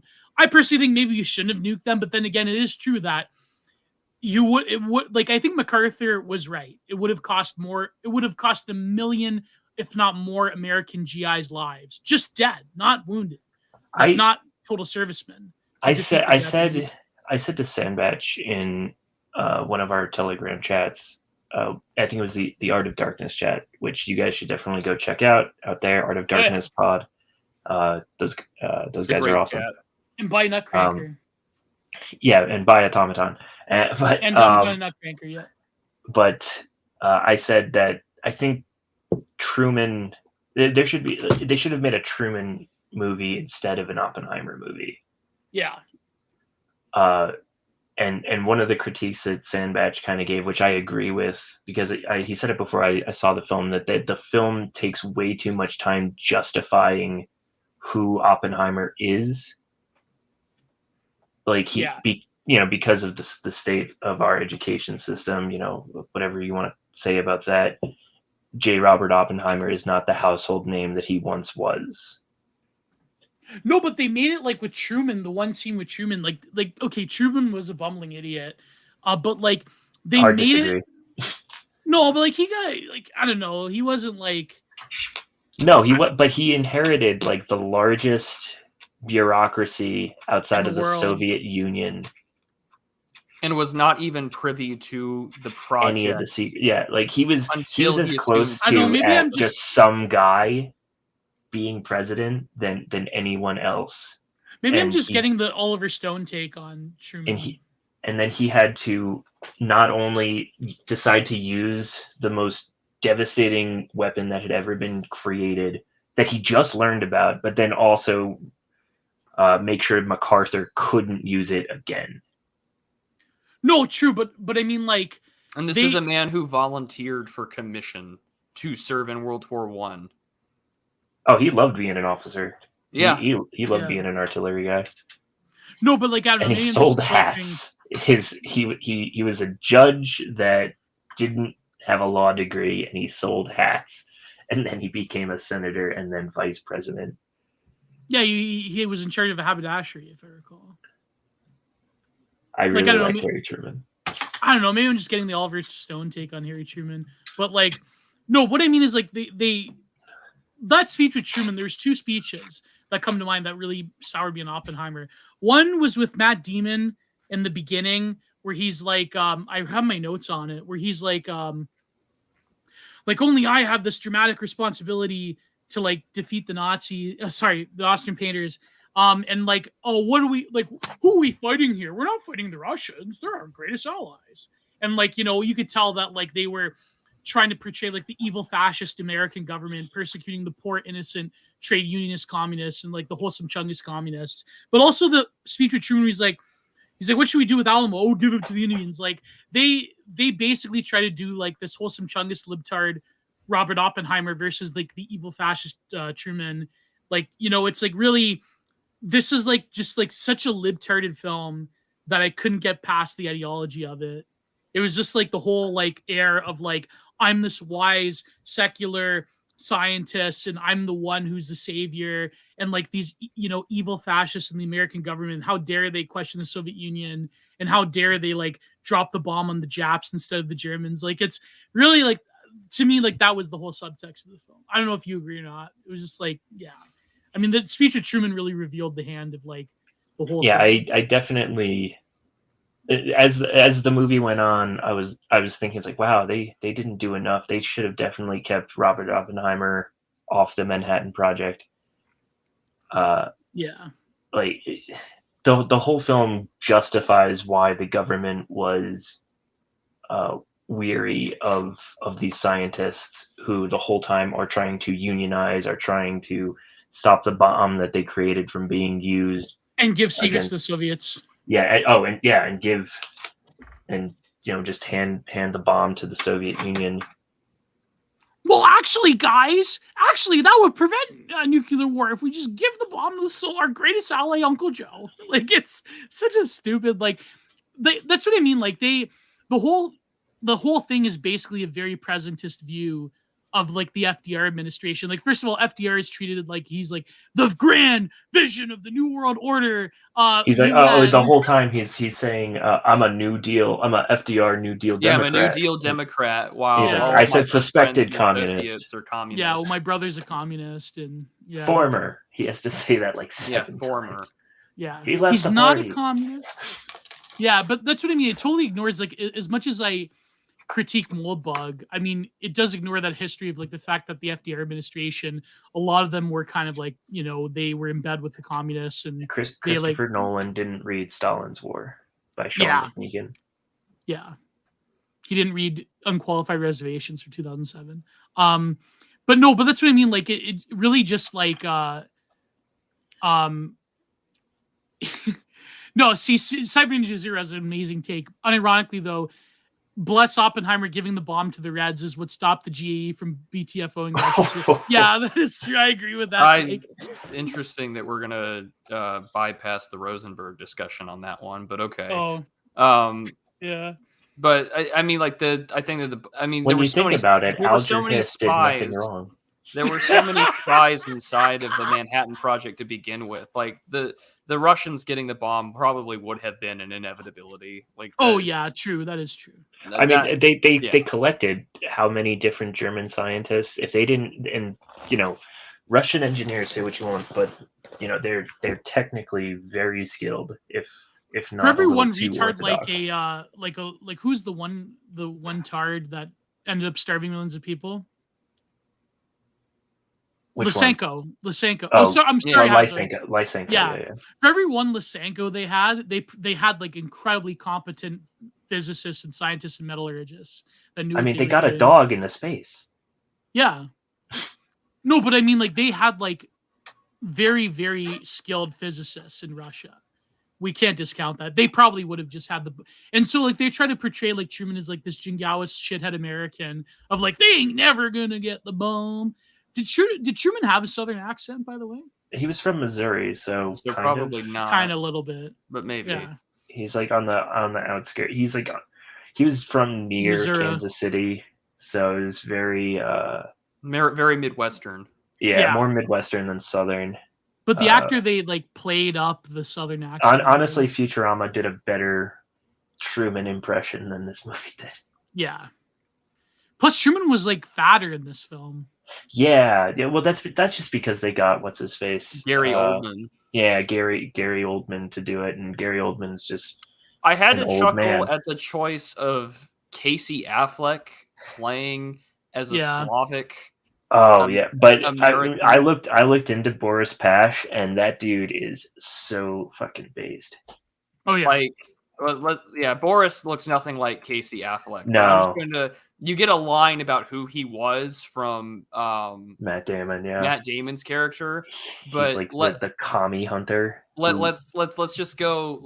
I'm gonna read you his Wikipedia early life section. Boris Fedorovich Pavlovsky, born in San Francisco, California, June 20th, 1900. His father was the Reverend Theodore Pavlovsky, who would later become the Most Reverend Metropolitan Theophilus from 1934 to 1950, a Russian Orthodox priest who had been sent to California by the church in 1894. And later, when he turned 16, 17, both father and son joined the ranks of the Russian army and fought against both Germany and the Austro-Hungarian Empire in World War I. And then later would fight against the Bolsheviks. Did he fight under Wengel? I don't know if he did or not. That would just so be based. The best. That's based, yeah. But yeah, it's possible just because he did get out of there. Yeah. So guy, and like, I mean, Matt Damon's character is like, this man has killed communists with his bare hands, and it's just like, this is the guy that you want being the head of your. That's exactly security. Who you want. Exactly. Go and buy Mystery Grove if it's still available. Always with Honor. It's a great read. It really is. I have to buy my copy. Many are saying this. Yeah. Yeah. Same with Yeah, go ahead. I don't know, like same with Automaton and Nutcracker. Yeah, which you can buy at Automaton. The link is in the description. Florence, Pugh. Yeah. Who played Jean Tatlock. I don't know how much I want to comment on it, just because like most of how we see her are in these like emotional wreck sex scenes Yeah. that are I mean The one she looks good, but I mean like what did she play that much of a role in his life that way, like emotionally? I guess. I don't know. The thing that I don't like about that, and this also goes to the to be released Sartre film. They're making communists look sexy. Yeah. Mm. People were saying she looked fat in the film. I don't see it. But I think all women look perfect, so that's my opinion. You should change your subtitle to woman respecter. I should. No, but the one sex scene did make sense because she was reading the Bhagavad Gita to him, and so she was sort of No, like answer this and read this Yeah, line just for read line this in out. Sanskrit. You'll need this for later. Yeah, I know, which is stupid, right? It's foreshadowing, but like it was apt because like her breasts were in full display, so she was sort of like the consuming mother. She was like the Kali figure, bringing, because I believe is she Kali the consort of Shiva? No, Lakshmi is.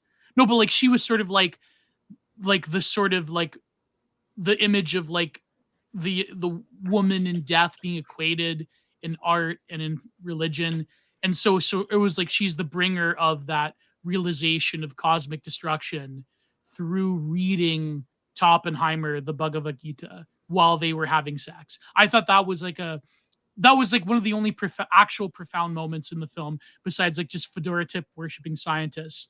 Like I think that was sort of like the closest thing you can get to like a metaphysical aspect of the film.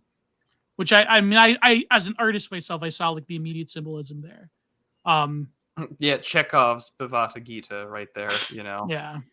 Yeah. It was, But it didn't make any sense. It felt very forced, and I think some in India actually threw a big fit over that, which Yeah. I mean, kind of deserved. Yeah, all the more. some of us laughed, some of us cried. But it's funny because a lot of the like Bappian Nietzscheans and anime racists, they're like, Truman was based for calling him a crybaby because you literally like gave humanity the power of God, like this giga-chatted nuclear energy, and yet you're like bitching and complaining about like, oh my God, the poor innocent people. Like it's very much like a, And it's also you can envision the Giga Chad dialogues. I thought the Truman line was really apt, where he's like, nobody in Hiroshima or Nagasaki cares who built the bomb. They care about who dropped it, and that was me. So get off your soapbox. Yeah, exactly. Yeah.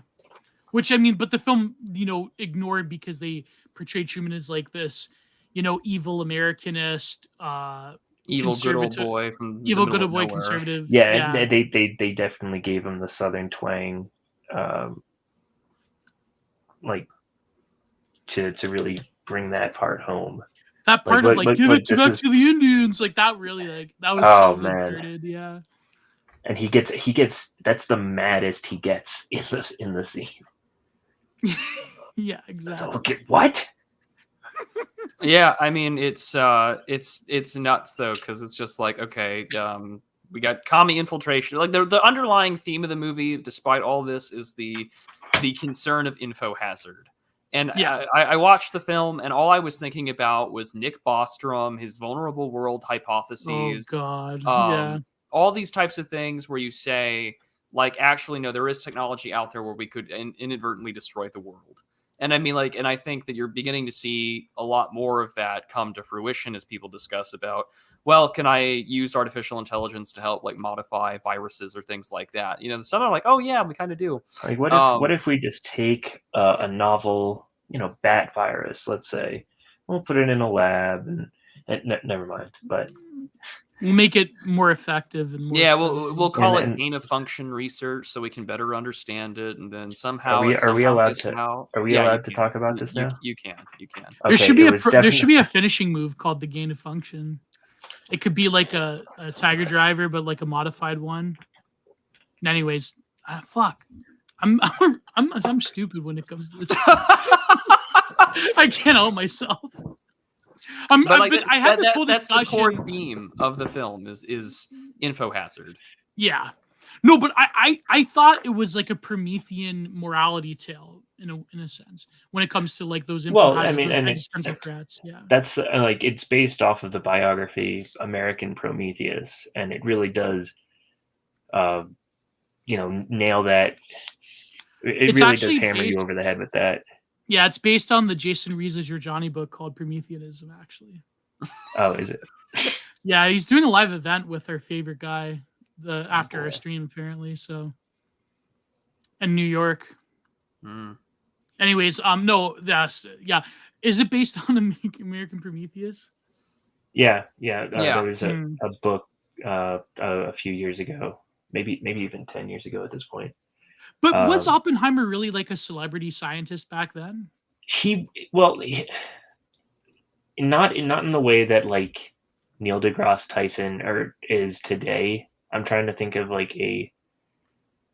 like he was a scientist that was just very well known. Banting and Best. Yeah, and like people did ask his opinion on things, and he did have clout. Yeah. Especially on like the American or on the Atomic Energies Commission. Like the stuff with him and Strauss, I think was probably Strauss or whatever the hell, however he pronounces it. I thought that was really well done. I didn't like how, and I mentioned this earlier before stream. There was a comment in the Red Letter Media review of they name drop Kennedy like it's a Marvel movie. Like we're gonna get the Kennedy cinematic universe. Yeah, that was funny. But it's just, I don't know. Maybe we will. Maybe we'll get the Teller movie next, and because they do cast young, relatively well-known actors in the roles of these scientists. Yeah. So that there's an executive out there like, okay, this is making so much money. Let's even if Nolan isn't part of it, we'll do it all in green screen, and we'll make Josh Peck the next scientist we do a movie. Yeah, he's Kenneth Bainbird, right? Jack Quaid of like The Boys fame was playing Feynman. Richard. Yeah, as Richard. We'll make Harry Cavill Richard Feynman. I mean, yeah, they did cast a lot of younger guys for. They cast Rami Malek as David Hill. Yeah. Who like is Devin just like Bostic autistically in the corner the whole movie until the very end. Mm-hmm. Yeah, Devin Bostic is Seth Niedermeyer. That's a good one. Drake and Josh is Deleuze and Guattari. Well, one of them's already got the issues with children, so it kind of works out. Oh, did Guattari have issues with children? I was just referring to the fact that homosexuals, but yeah, I mean. Oh, yeah. Oof, yeah, truth. Who would play Stephen Hawking?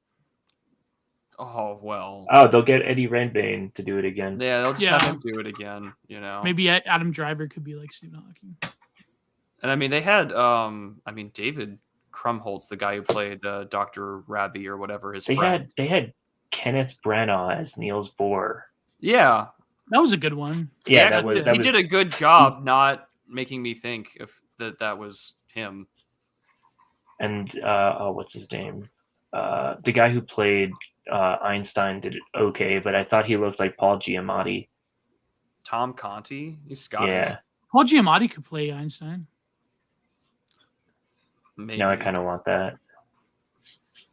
I think Paul Giamatti's getting to that point in his career where he's just doing movies to make money. Like he's doing some like indie film about being a headmaster or professor, like watching over a bunch of like boarding school kids that don't go home for the holidays, the holdovers or whatever. Why does Billions not making money? I don't know. I guess he's just doing it. I don't know if he's got like a debt or a gambling problem like some other actors, but it's just like, what is he, doing? Yeah, The Rock. The Rock could play a scientist. No, The Rock could play Michel Foucault. That was a great meme. I love that meme. Where he's like in a turtleneck. The Rock is starring Michel Foucault starring The Rock. That was The Rock as Alexander Dumas. Ooh. See, like Josh Peck character after a horrific lab accident kills thousands. He could have blamed Megan for the Demon Core incident. Yeah. Oh, I wanted to ask: did a lot of those scientists at Los Alamos did they get exposed to radiation? Did Oppenheimer get a radiation dose? Probably. I'm sure he I know he did. died of cancer. I think it was lung cancer though. Yeah, he was a Like chain right smoker.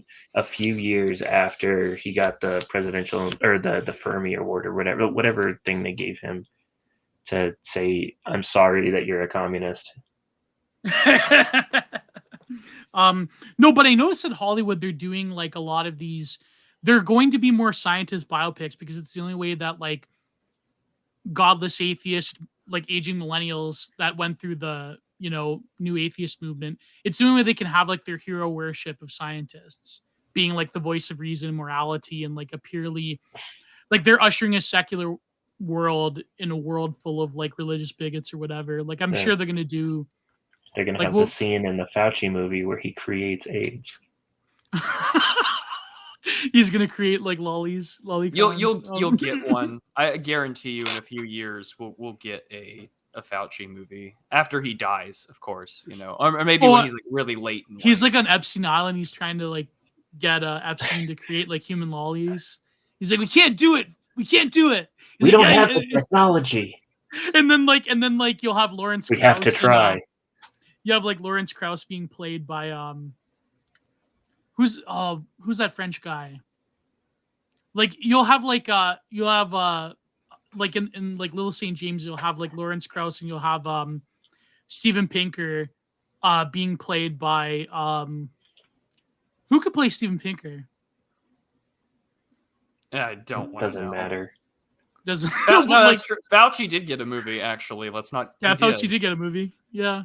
Crazy. Well, after the Robert F. Kennedy Jr. administration, he'll get another movie.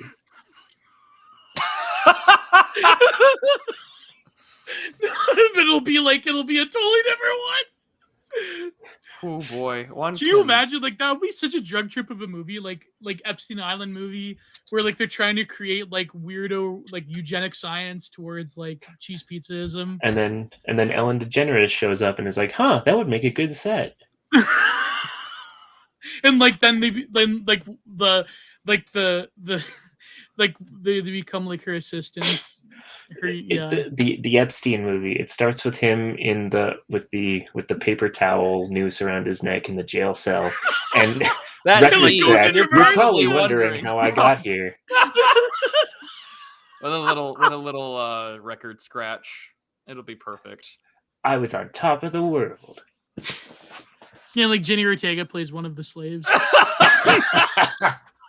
She looks young. They're like, yeah, she looks young enough, but not too young to offend women to watch this film. Starring Gio Scotti. They have to teach your English first. Well, no, that adds to the immersion. Silent role. Yeah, she'll have a silent role. That, or she's like some chick from like. Where's my towel, boy? And you know who's gonna produce this Epstein Island film? The Daily Wire film. Oh, jeez. No, I was thinking it would be the guys who did The Sound of Freedom. Harvey Weinstein's comeback tour. It'll be like, listen, guys, I hate this stuff now. I'm gonna expose Hollywood. I'm gonna make the Little St. James film. And guess who's gonna direct? Mel fucking Gibson. Yeah, Mel Gibson's gonna direct. It's gonna be amazing. Mel Gibson shaking hands with like the Weinsteins, just being like, "Thank you for letting me make a movie that is." It'll be a joint production of Jim Caviezel and Mel Gibson. Yes. Like the two wokest men, and also who's gonna play, who's gonna play Fauci just to rub it in? Vince Vaughn, because Vince Vaughn's big. Oh, jeez. Yeah, he's gonna make like the most like stereotypical like Fauci. Oh man, that's a much better movie than what I watched. Yeah, I actually enjoyed Sound of Freedom, so I gotta watch Sound of Freedom. Yeah, so is it good? I'm sure it's fine. People, it is. I like people. It's not as preachy as people think it is, yeah. And it's competently made. I think that Jim going on those interviews talking about adrenochrome and stuff probably doesn't help, but it made more movie than that latest Indiana Jones disaster. So. Yeah, have fun with it. Danny DeVito playing Fauci.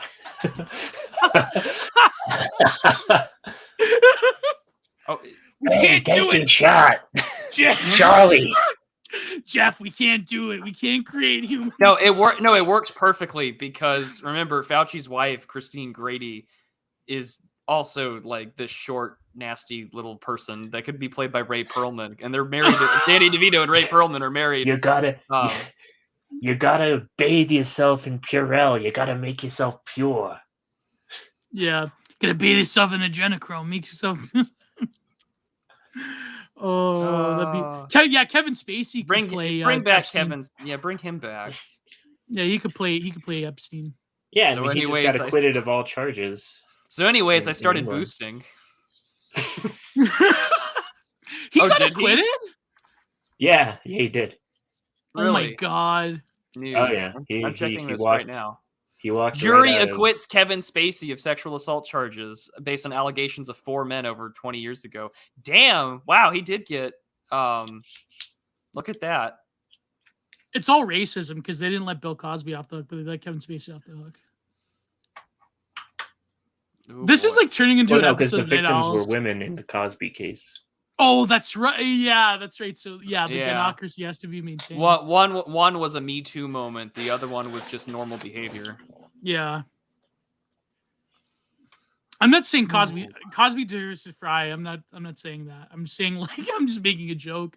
But that's crazy that Spacey got off. That's amazing. Well, as Norm Macdonald says, I like Bill Cosby, not as a comedian, but as a man. Oh yeah, that's right. Yeah, Norm Macdonald. Yeah. There are certain people. Go ahead. No, I was gonna say there's certain people that like they knew they were in the know before everybody. Did you know who was awake and aware of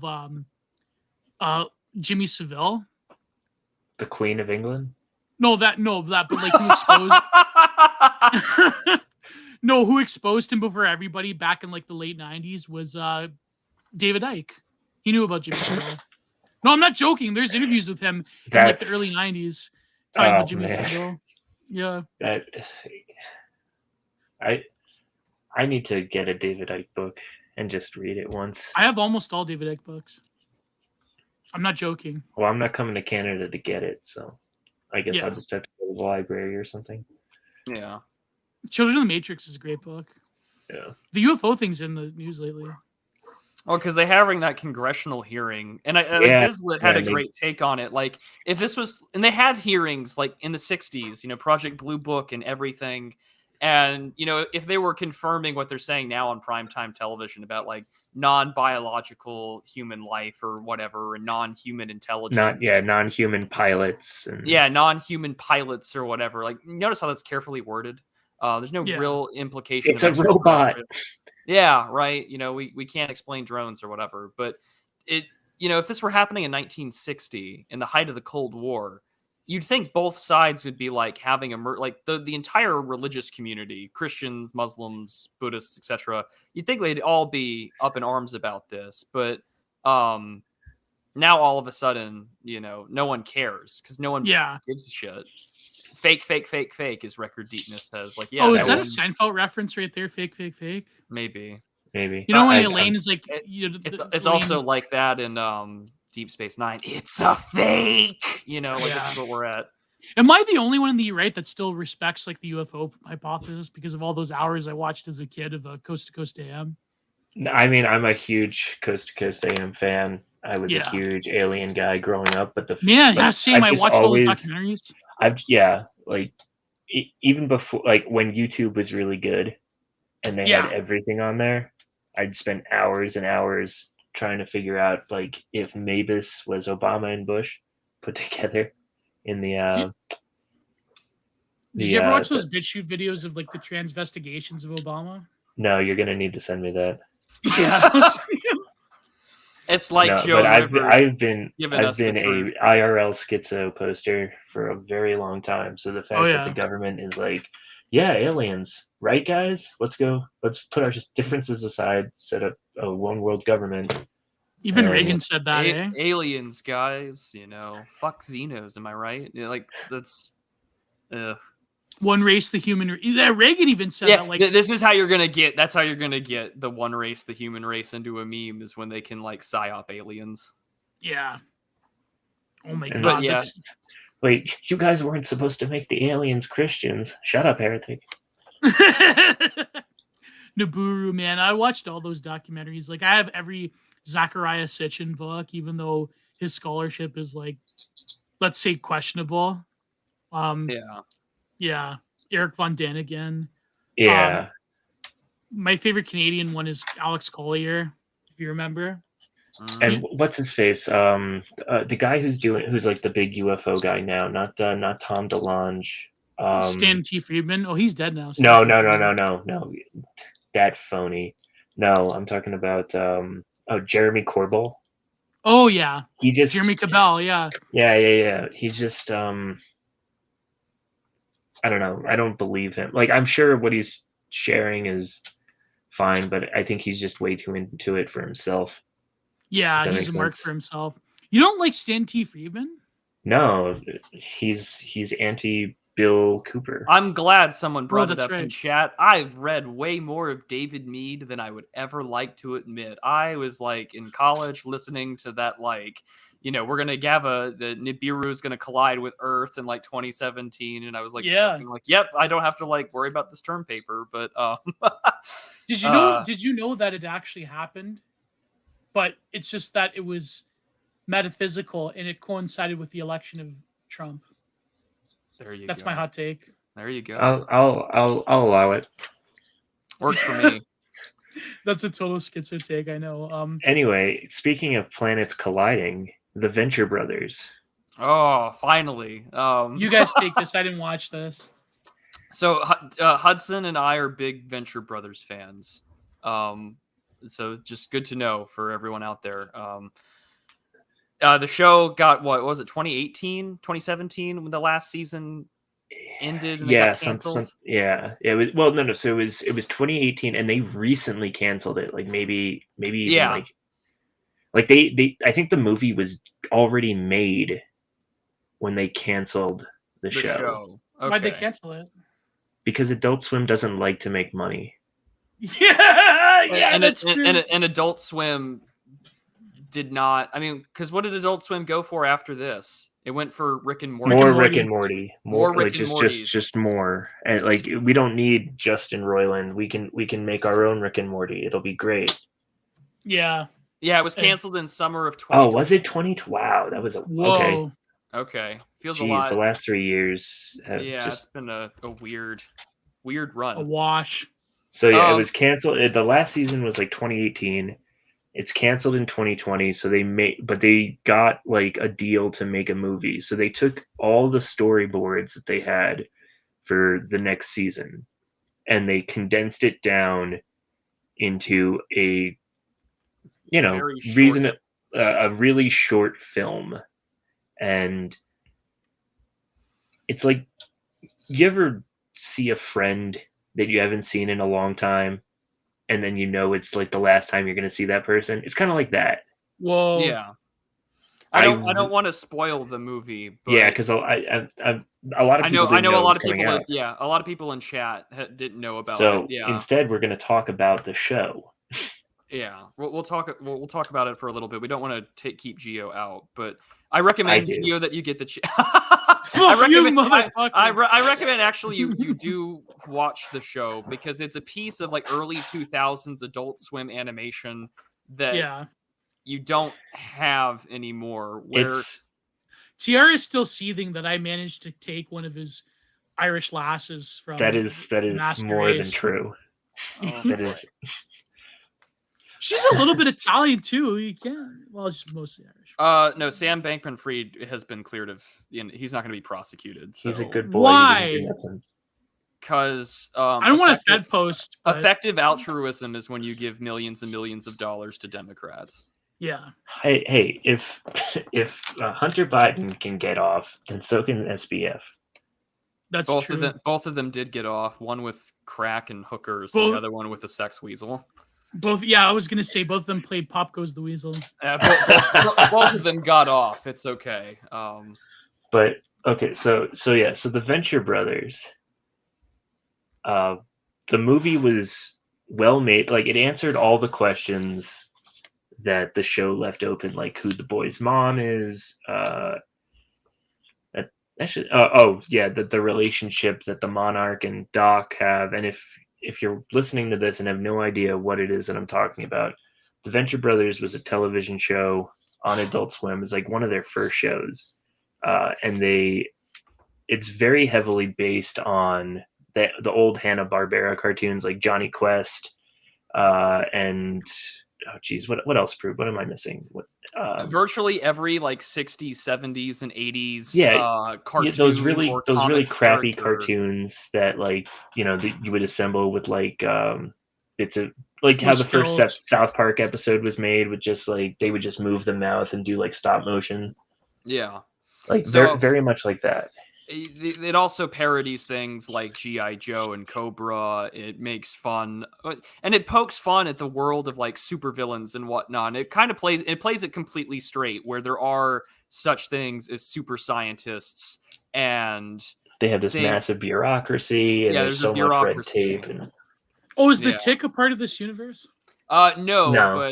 but Could be, but no. the Tick had Jackson Public and Patrick Warburton a part of that show, which they're both heavily involved in the Venture Brothers. Patrick Warburton voices the wonderful character of Brock Sampson, who's sort of like half the top Polish, half Swedish, half Winnebago. Yeah, and he's just like the man's man. He is the guy that is the ultimate killer, and you just want to be him because he's so fucking cool.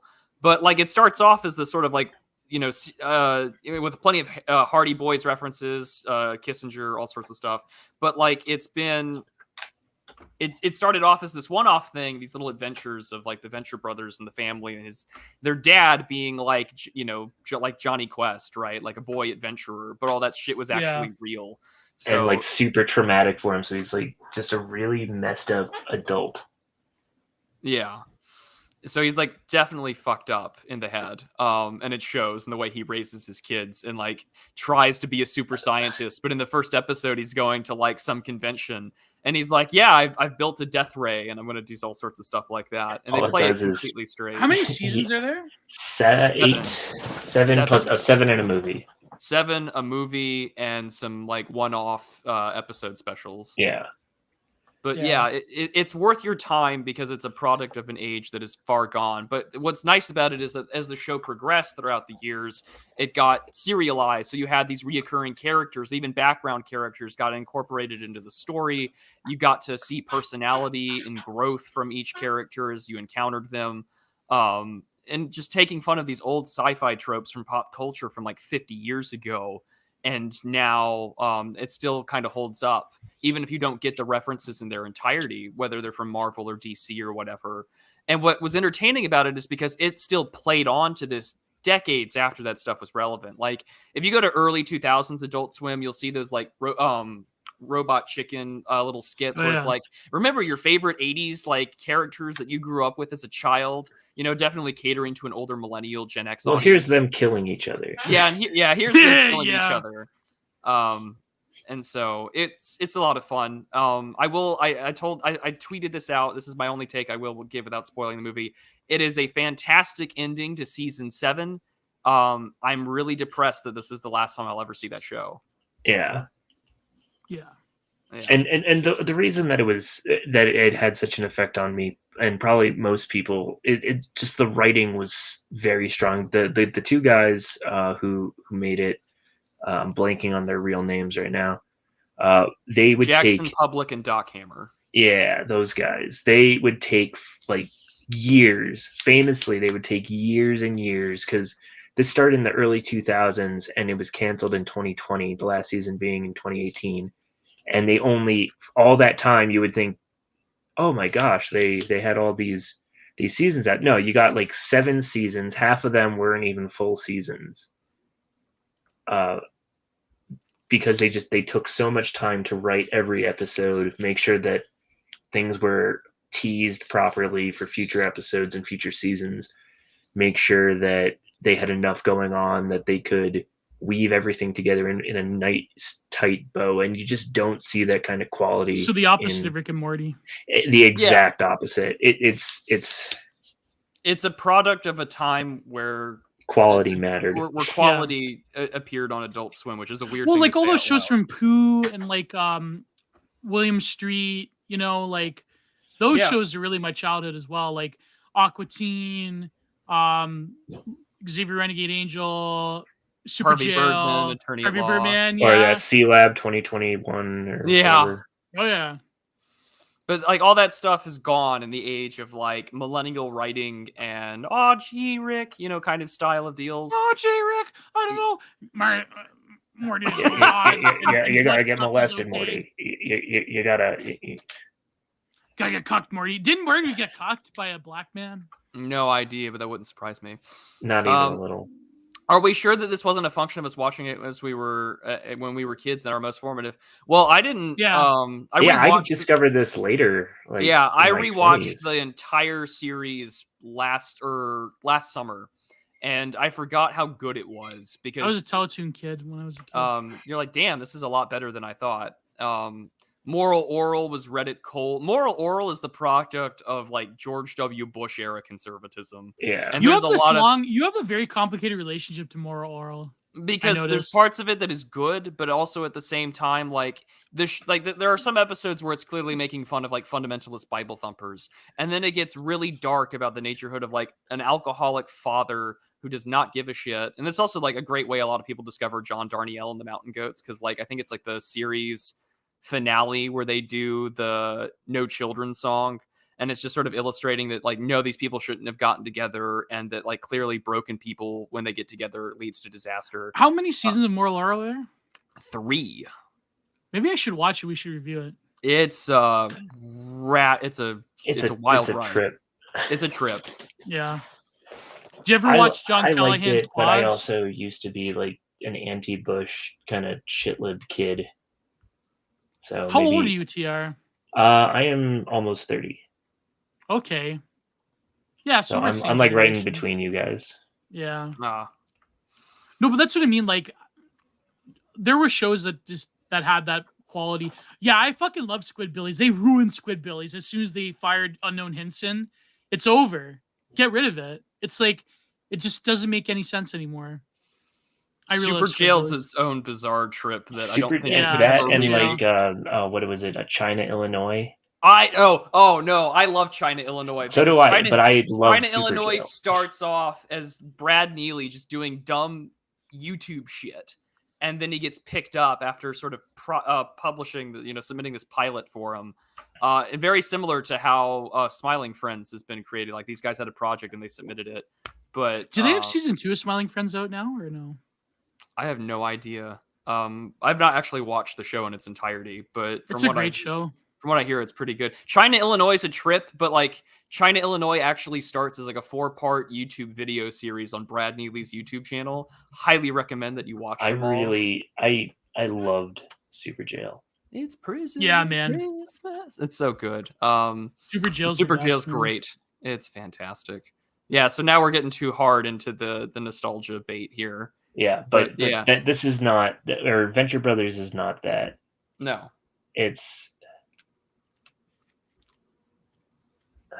I don't even know how to describe it. It's just a really well written series, and they understood the characters that they created, and every character, even fucking Brick Frog has an arc. Like in the show, there are like side characters that you see here that are part of like superheroes or super scientists and super villains. And even these background characters later get involved in the show and the series and the plot. And really good stuff. But yeah, Radiant is the Blood of a Baboon Heart is the film that sort of gives the ending to the season, but also the series, and gives you the answers to the questions that they've been teasing for like 20 years now. So, because the pilot episode premiered on Adult Swim in 2003, and so we're here we are at the end 20 years later. Whoa! But I mean, it's a piece of art. It's well written, and I recommend that you guys give the movie a watch. Out of all these movies, I recommend that you give that one a watch the most. Huh. Did you guys like Metalocalypse? I loved it. Yeah. I did not see enough of it. Roxo, the rock and roll. I used to be able to get my voice high enough to do it. Dr. Roxo! And I like cocaine. I didn't like the film though. I think that was like to do the metal opera thing was kind of stupid. But like, I actually didn't see that, so yeah, I skipped through it. But yeah, like you have to be like a real metalhead to like know a lot of the references that they're doing. But like, yeah, I am the exact opposite of a metalhead. Prude and I have very similar music tastes, oh but wow, I enjoyed Metalocalypse for the, I mean, it was a Yeah. quality show. They were not just memes; they are movies. But the Barbenheimer thing, like this is the same thing that happened a couple of years back when Doom Eternal and Animal Crossing came out. Like there was all this like corporate crossover schlock, and like I feel like that's going to happen more often. Anytime that there are like rivaling blockbuster products, like they're just going to do that. Like why like, compete when we can just amplify our voice and we can like mash it together into I a forget who forked said it. meme. it's on like Twitter. the first person to do this was the guy that combined KFC and Taco Bell. Yeah, I am a fan though of the Taco Bell, KFC, and I think there's a third, Pizza Hut.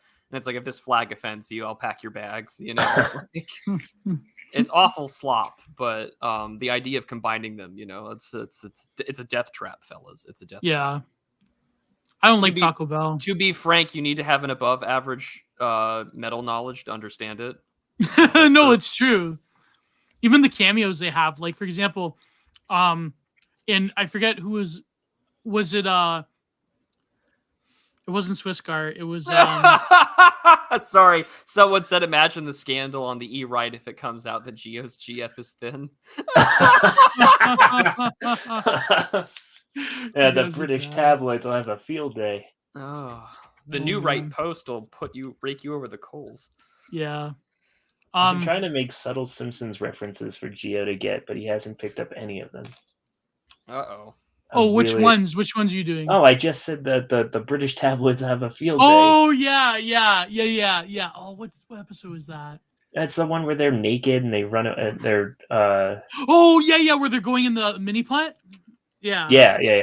Yeah, the hot air balloon where or the I wanted to talk about how, because I sent Prude a Simpsons clip earlier about how Homer creates his own nuclear reactor. That was great. I love that episode. Yeah. So, you can find that in any golf ball.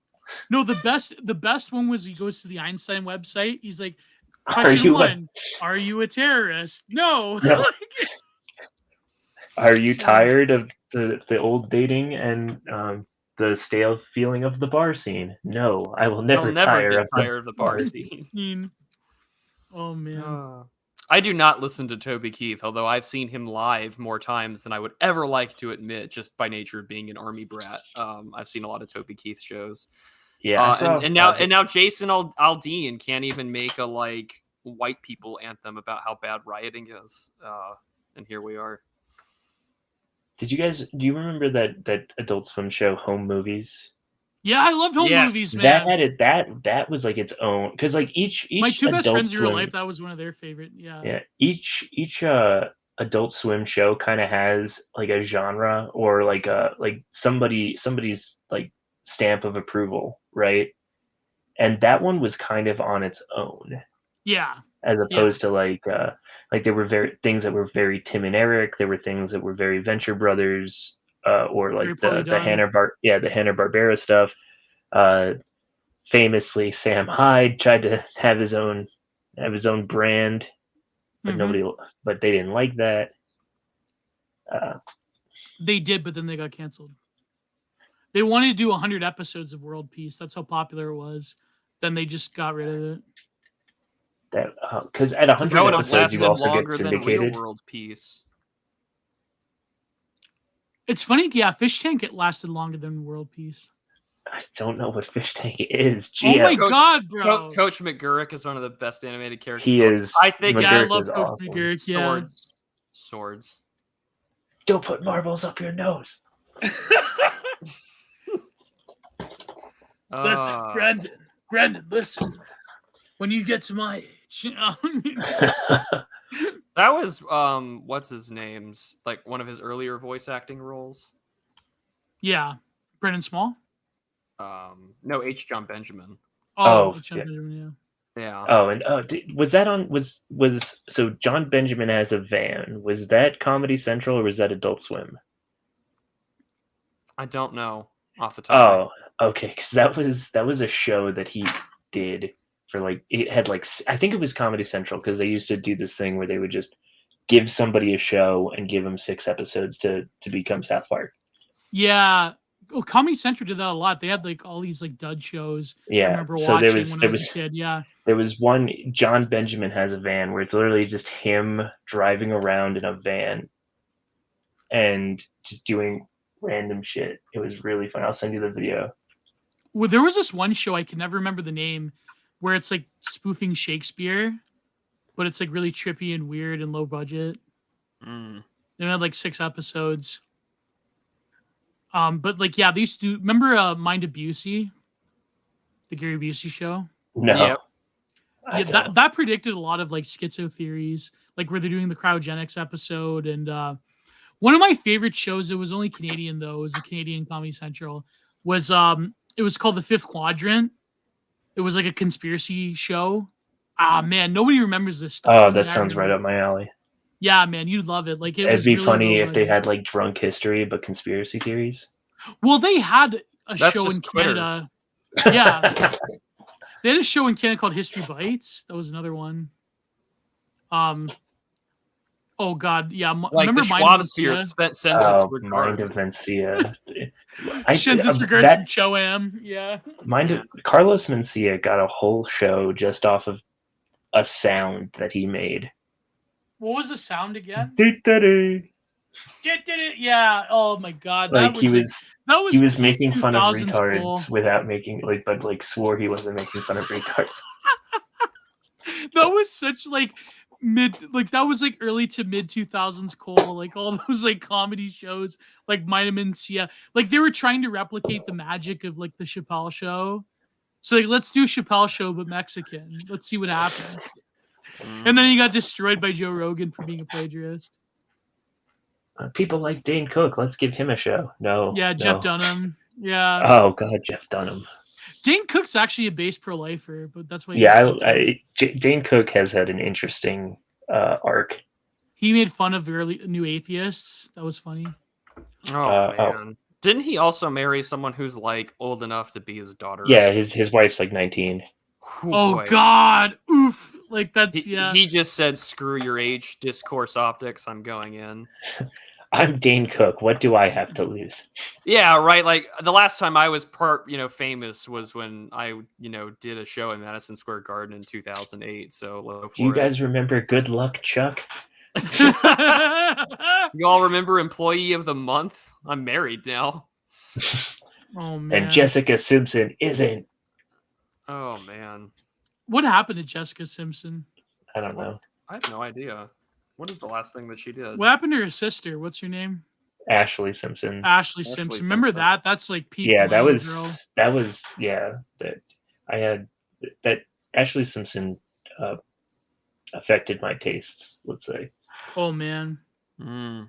And then I didn't care that she didn't actually sing on Saturday Night Live. Yeah, that's what got her canceled, lip singing. But then Apparently everyone does. She's got a clothing brand nowadays, is all I know. Oh man. Dane Cook could not. I don't know. Like, if you were to listen to Dane Cook now, like It wouldn't hold up. I don't think it would hold up. I don't think it would. No, because it was very like I remember liking him in middle school, and then when I got to high school, I was like, oh, it's lol, so random. Like it really only fits in that 2007, 2008 to 9 time frame. Yeah. Like late George W. Bush era comedy. Like I don't know. Band to Black Hole. I don't think you could go back to it. Like guys, don't worry. We're gonna surge in Iraq. Yes, that's true. But look, he's talking about monkeys fucking coconuts. that was the shtick, right? I wonder how many soldiers watched that special in the desert in Afghanistan. More than you the know. super finger, guys. You gotta get. That's really tragic. You're getting like shot at by Iraqis, and then like. Don't worry, you're gonna listen to some girl, DJ diddling herself. Like that was the humor. That was it. No, maybe it could hold up nowadays as like a chud throwback to like give a middle finger to like what Hollywood is nowadays. I need a Dane Cook Chud Jack. The Dane Cook comeback tour. I want that where so he bad. does comedy Great. in Twitter Spaces with Owen Yeah, Benjamin. he does like racism comedy. Yeah. Oh. It's true. Things were different, man. I remember like if you go to like YouTube and you watch like old hockey games, like old Maple Leaf games, and they include the commercials. All the beer commercials are like the most. It would never fly nowadays. It's hilarious. It's all about hot women and cars. Well, it's like the Carl's Jr. / Hardee's commercial with what's her name? Oh, the pregnant woman. Oh yeah. No, like the absolute. No, the burger like. Oh yeah, burger and all over yourself. Yeah, like the pure sexual energy of a very skinny, like bronze tanned white woman with like the blonde Britney Spears hair. era. Yeah, that was the last we ever got of that. Now it's Lizzo that's all America. gone. I remember one time my favorite tweet, I believe it blew up. It came from Paleo Capital, who at the time was going by Enjoyment Enjoyer, where it's like it was That's a great name. I love that name. Yeah. And it was the video from when Creed did the Super Bowl 2001 or 2000 is like, this was the closing of the Aryan white man. This is when Hyperborea was like closing in the ice cap. It's like everything was perfect in America at that time. Then Here's like the the thing. towers fell. Here's the thing, Kate. Like Jeff Dunham doesn't ever have to change because Jeff Dunham's audience will never go away. Like middle America, like nominally conservative Trump voting people. Like his audience is like people like my parents or same with those Jeff who live Foxworthy. in Kansas City. He's never going away. No. Do you remember the Redneck World Tour?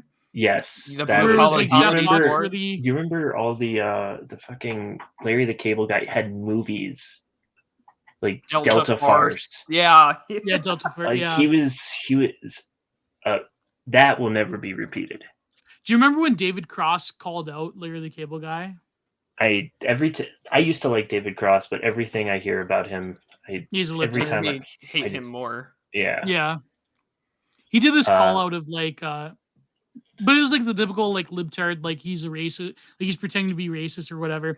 But he like the main call was that Larry the Cable Guy is actually like an educated, like comedian that like doesn't have that real accent. It's a shtick, but I never liked Jeff Dunham until Norm Macdonald like spoofed him, where he went on Dennis Miller's radio show with a puppet, and it was a denying puppet, a puppet that denied a certain historical event.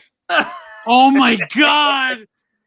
And I was like, oh, I can't even describe it. I'll send you guys the link later because it's. Does Dennis Miller still do talk radio? I think so. I think he has a podcast now, actually. Because like he got bodied in the shuffle between like Hannity doing it, Michael Savage, Rush Limbaugh. He was like very Dennis bottom Miller on a. Is it Dennis Miller or is it I like Dennis Miller. No, but he's also done fucking. Wasn't he on he was the Weekend Update guy before. No, I know, but like, hasn't he also been on like Russia Today as of late? Yeah. Remember he was on who's the guy that like with the sideburns, that movie with a big like plane turd asteroid.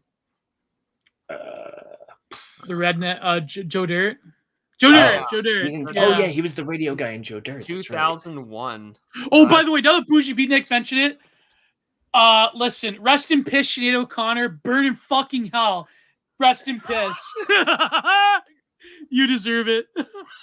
I'm sorry. Your Irish girlfriend's not gonna like that. No, she isn't actually. Oh my god, why did I say that? Oh, no, Just take your pills, you'll be fine. I didn't actually realize Jeff Dunham was based until the pandemic hit. Oh man, he's been like George W. Bush, flyover America conservative like home star since the global war on terror started. Seriously, what's your hot takes on Sinead O'Connor, guys? Oh, I thought that she was the chick from the Cranberries, and then when I realized that she was dead, already. I didn't care. And your guns and your bombs. Exactly. Yeah. Zombie. Oh, yeah, O'Connor, exactly. She's like the perfect like Gen X rebel, like, you know, burning the picture of the Pope on Saturday Night Live. I don't like Sinead O'Connor. She's like, you know, she went crazy. Remember the Dr. Phil interview with Sinead O'Connor? That Nope. was pretty. No. What did she die of? They didn't release her cause of death. I have Emergent phenomenon. I love how T.R. Hudson just like immediately went, "Don't worry, Gio, take your meds." She won't...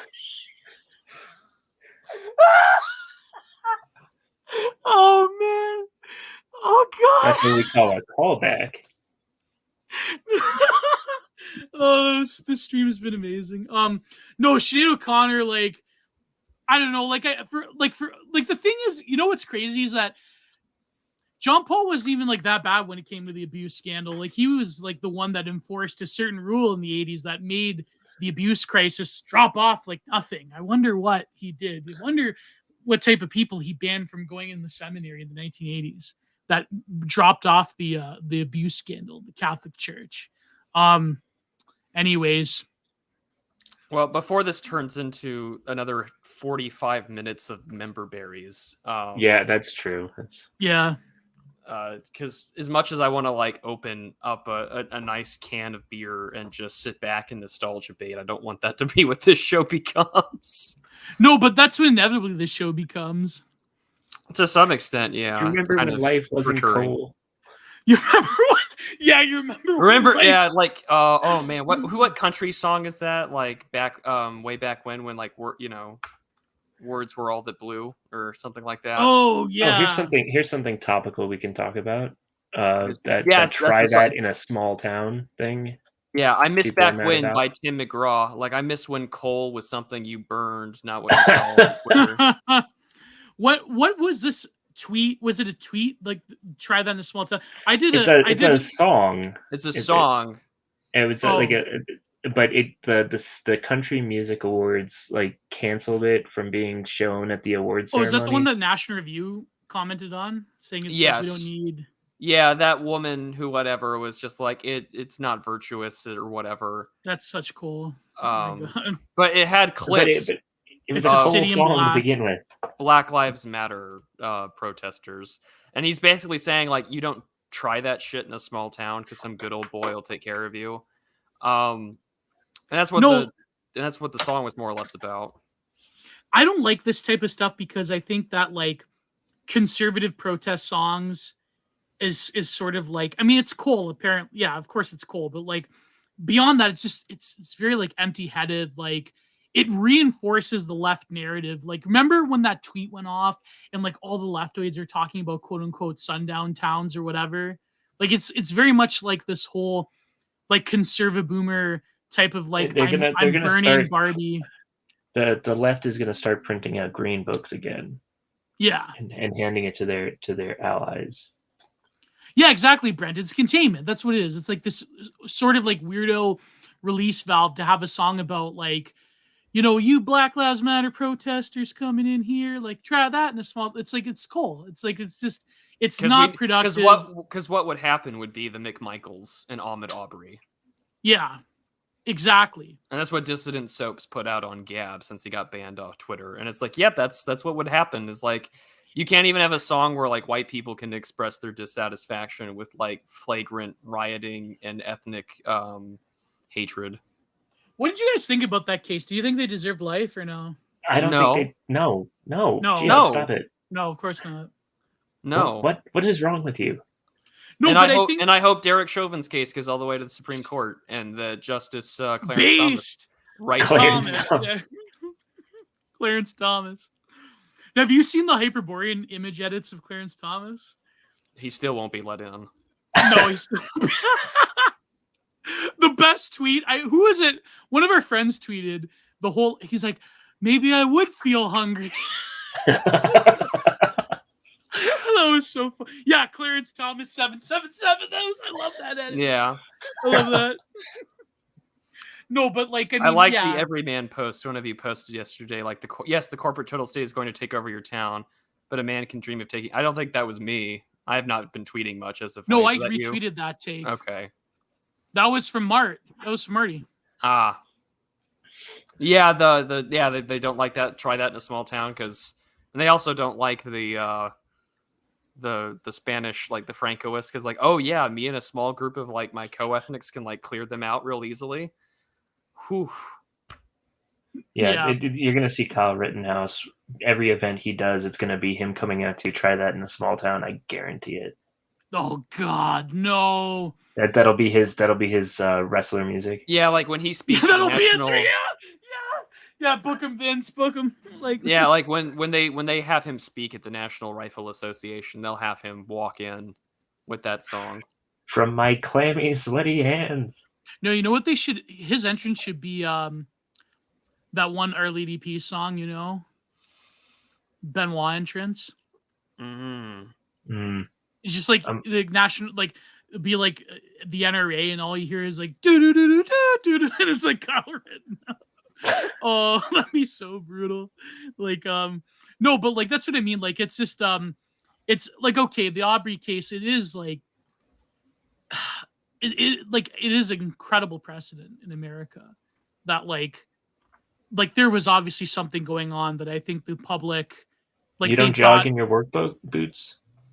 Yeah, that's it. Like no, but that's the perception though that like he was a random guy that like because of the color of his skin he was persecuted by these evil rednecks, and like it was like it very much is like the leftist equivalent of Cole of like the racial politics, like the whole like that Stefan Molyneux had the best breakdown of it. Oh yeah? Yeah, before he got banned off YouTube, he like broke down the whole situation in the film footage, and he's just like, nope, none of this is why is he running out like this? And we talked to other people, and turns out he's got a history of being here. Yeah, right. You don't have to forgive your parents. He would say, yeah, you don't have to forgive your parents. But this is clearly a case where, yeah. Man, I remember I watched a lot of stuff on Molyneux back in the day. I watched his California documentary. I thought it was pretty good. Yeah. Yep. No, but he got unbanned from Twitter, but he says he's not going back until he gets an apology. He likes Truth Social. Oh, is he on? I'm not. I have no idea. No, the apology is unbanning him. What the fuck is he talking about? Yeah. That's a good enough apology. Oh well. It would be nice to get him back in that respect, but yeah. well. I mean, do you think Chauvin's gonna get let off or no? No. Oh no. But the man did nothing wrong. But that's not enough, and he's got to be martyred for the cause. Well, yeah. Yeah. They've made that abundantly clear. Yeah. But like, did people pour into the life of Chauvin? Like, did he have any like cop infractions before this, or no? Not that I recall. Yeah, I don't. It's honestly been years since I like really kind of cared about Derek Chauvin. As terrible as that sounds, but no, but that's what I mean. Like, you figure if like he was one of these like hothead cops that has like tons of infractions, that they would like blow it out. They would like have like whole like CNN documentaries on Derek Chauvin, how he was an evil monster racist. But the fact that there isn't like that, I mean, maybe in leftist circles they'll try to like concoct, because that's what they do with this like this. The two things like leftoids they LARP as nowadays is like anti-cop and anti-landlord. They have like this big hero thing of like, I'm gonna stand up to the cops and the landlords, and it's like get off. Like, okay, checks due on the first. Yeah. Yeah. That one tweet was funny though. The Be guy sure to with tip the your huge, landlords. Yeah, the guy with the huge gut. He's like, my rentoid caught me raiding the fridge. That was a funny meme. I don't know if it was it Marmot Respecter who was just like, we need a slur for renters or something like that. A rentoid. Yeah. There's that one guy, I hate. He's the most hideous leftist Cole account. That guy with the face mask still in his profile picture that he always has tweets that blows up. Is it the Brooklyn dad? No. He's like Brooklyn Tad, but he had this tweet about like this landlord had this TikTok. I hate the stupid TikTok dances, but it was like this like, you know, subsidized housing rent landlord thing where like the guy trashed his house, and he's like talking about he's going to charge him extra when it comes to like billing him for the repairs. And he's like, this is why we need to make laws against against landlords. It's like, well, you're saying it like these leftists, what they're saying is that the populations that they coddle the most, that like poor people, they're saying that poor people have no impulse control not to destroy a subsidized housing unit. That's what they're saying. You know what I mean? Like, it's just, it's like a double entendre of like, you know, they're saying that they have no ability to like, you know, not be, to not like create total chaos wherever they go.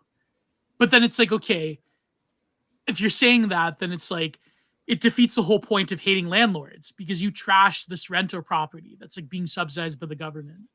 It's like, you know, I know people who've like rented out places that are like subsidized housing. It's what happened to the New York train guy? Yeah, what happened to what's his name? Daniel Penny. Parrott. Isn't he still going to have a case? Like he's been charged and he turned himself in. Because King of Games has a good point in the chat that it's a miracle. Yeah, it is a miracle. And there's never going to be another Rittenhouse. Like, no, never be Rittenhouse again. Like Rittenhouse got off, and they ensured that the next time that a white person like defends himself or defends other people and people's property, whoo boy, it's over. You know, everybody needs to hire their own mestizo mercenary.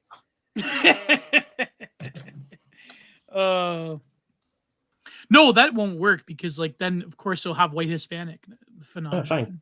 Yeah, you get multiracial whiteness. Yeah. But he didn't kill anyone magical.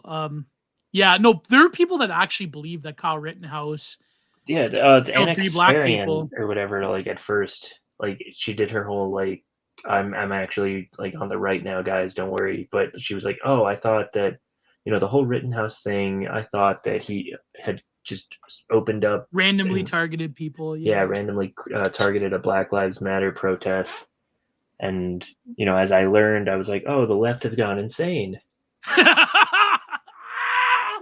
Yeah. Oh, maybe, well, she'll get simped over by the right wing. She'll get the Dasha treatment of, yeah, like Mummy Anna.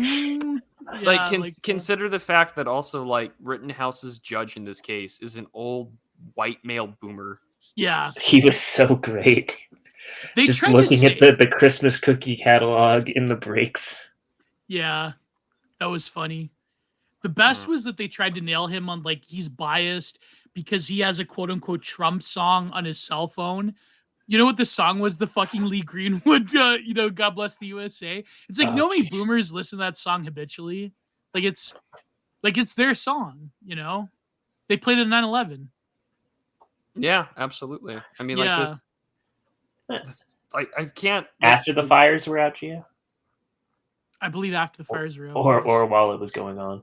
No, I think maybe while they was going. Like I remember they had that first the first like Mets game after 9/11, they had Lee Greenwood come out to sing it, and it was like a big moment. It's got like millions of views on YouTube. Yeah. We mentioned Lee Greenwood a lot on this show. We do. But I mean, what was it like? Really dropped the bag. Yeah. Like Building 7. That's how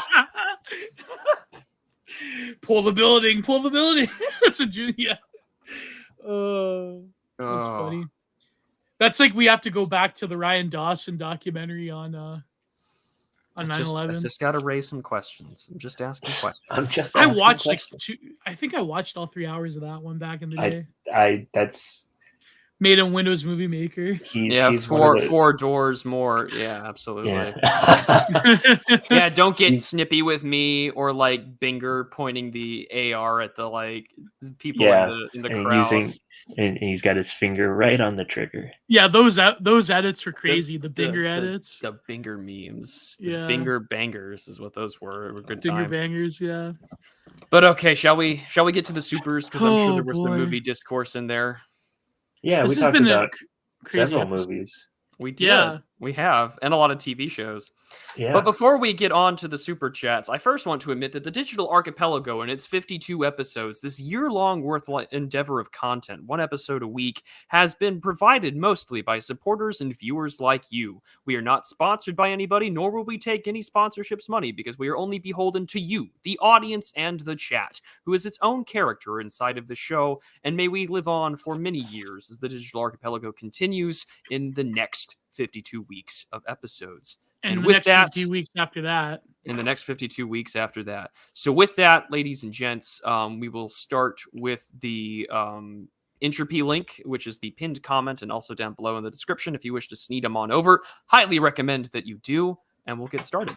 Sneed those super chats, or else I'm going to force Gio to take his meds. There you Yeah. go. Graham, Nobody No one wants wants that. no one wants Gio to take Ozempic. I told this in public. I tried Ozempic for a month. It didn't do fuck all for me. You know when I started losing weight? When I started intermittent fasting. There you go. Nice. Yeah. There you go. Ozempic, people don't realize this. Ozempic doesn't work for everybody. People they think it's a miracle drug. Anyways. Go to the Raw Egg Nationalist article in the Epoch Times talking about Ozempic. Here we go. The first one is from Graham McCann for $5 US. Thank you so much. He says, I saw both yesterday. Summing it up, for a 3-hour movie projected on a 70mm IMAX, Oppenheimer is dull. Reminds me of Good Night and Good Luck for a few reasons. Barbie, ideologically obtuse on the surface, is entertaining, aesthetic, and memorable. I will probably remember Barbie more than I will Oppenheimer. Oh, yeah. Also, one of those movies is going to stay in the discourse a lot longer. Owen Zaleski for $3 US. Good to see you again. He says, hello, gents. It's been a while. I am back from Poland, but now work prevents me from listening to you guys right now. Hope you are all well. Both of you are always in my prayers, and congrats to Gio on his GF.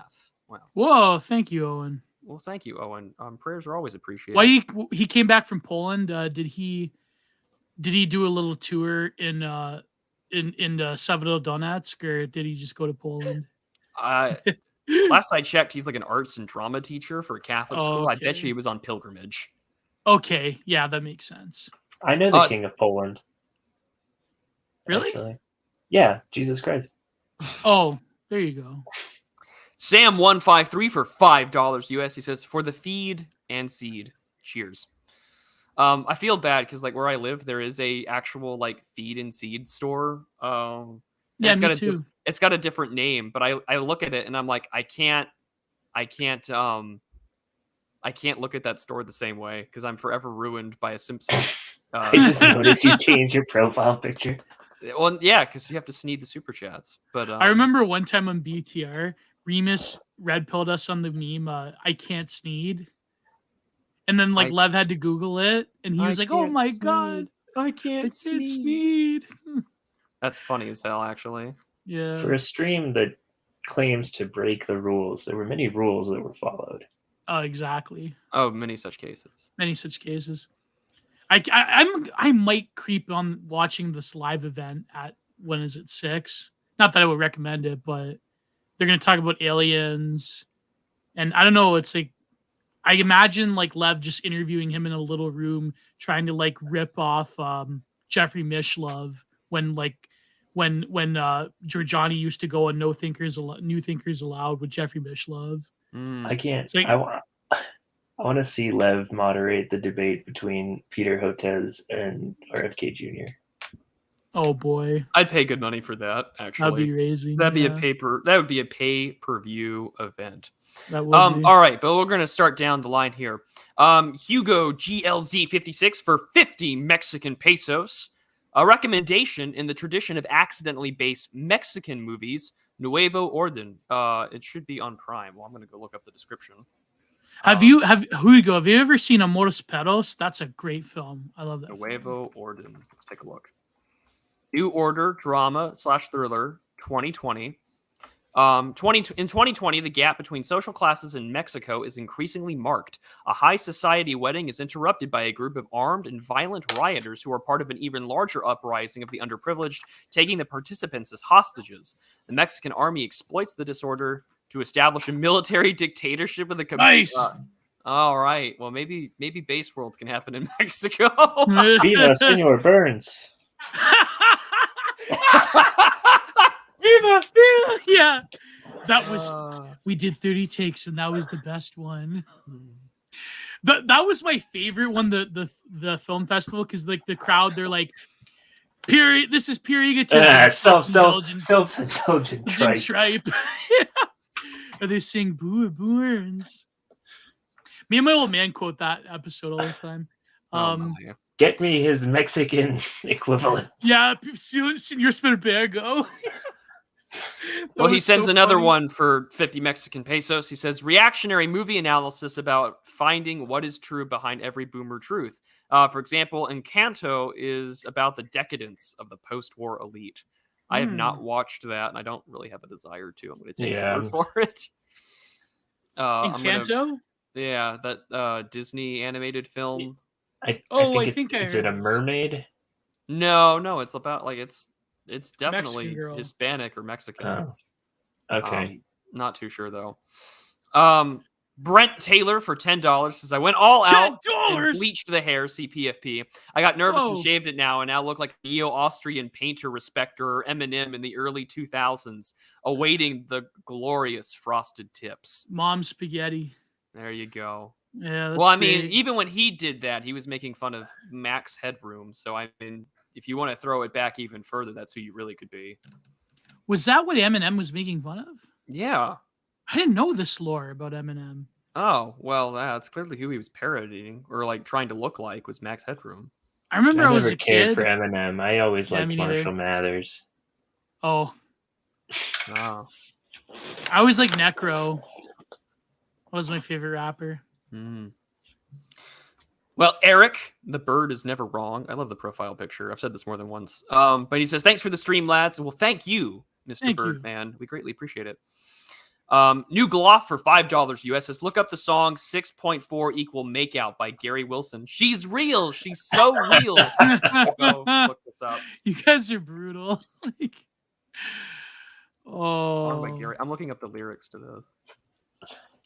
That'll be Gio's entrance song. Oh man, that's a little.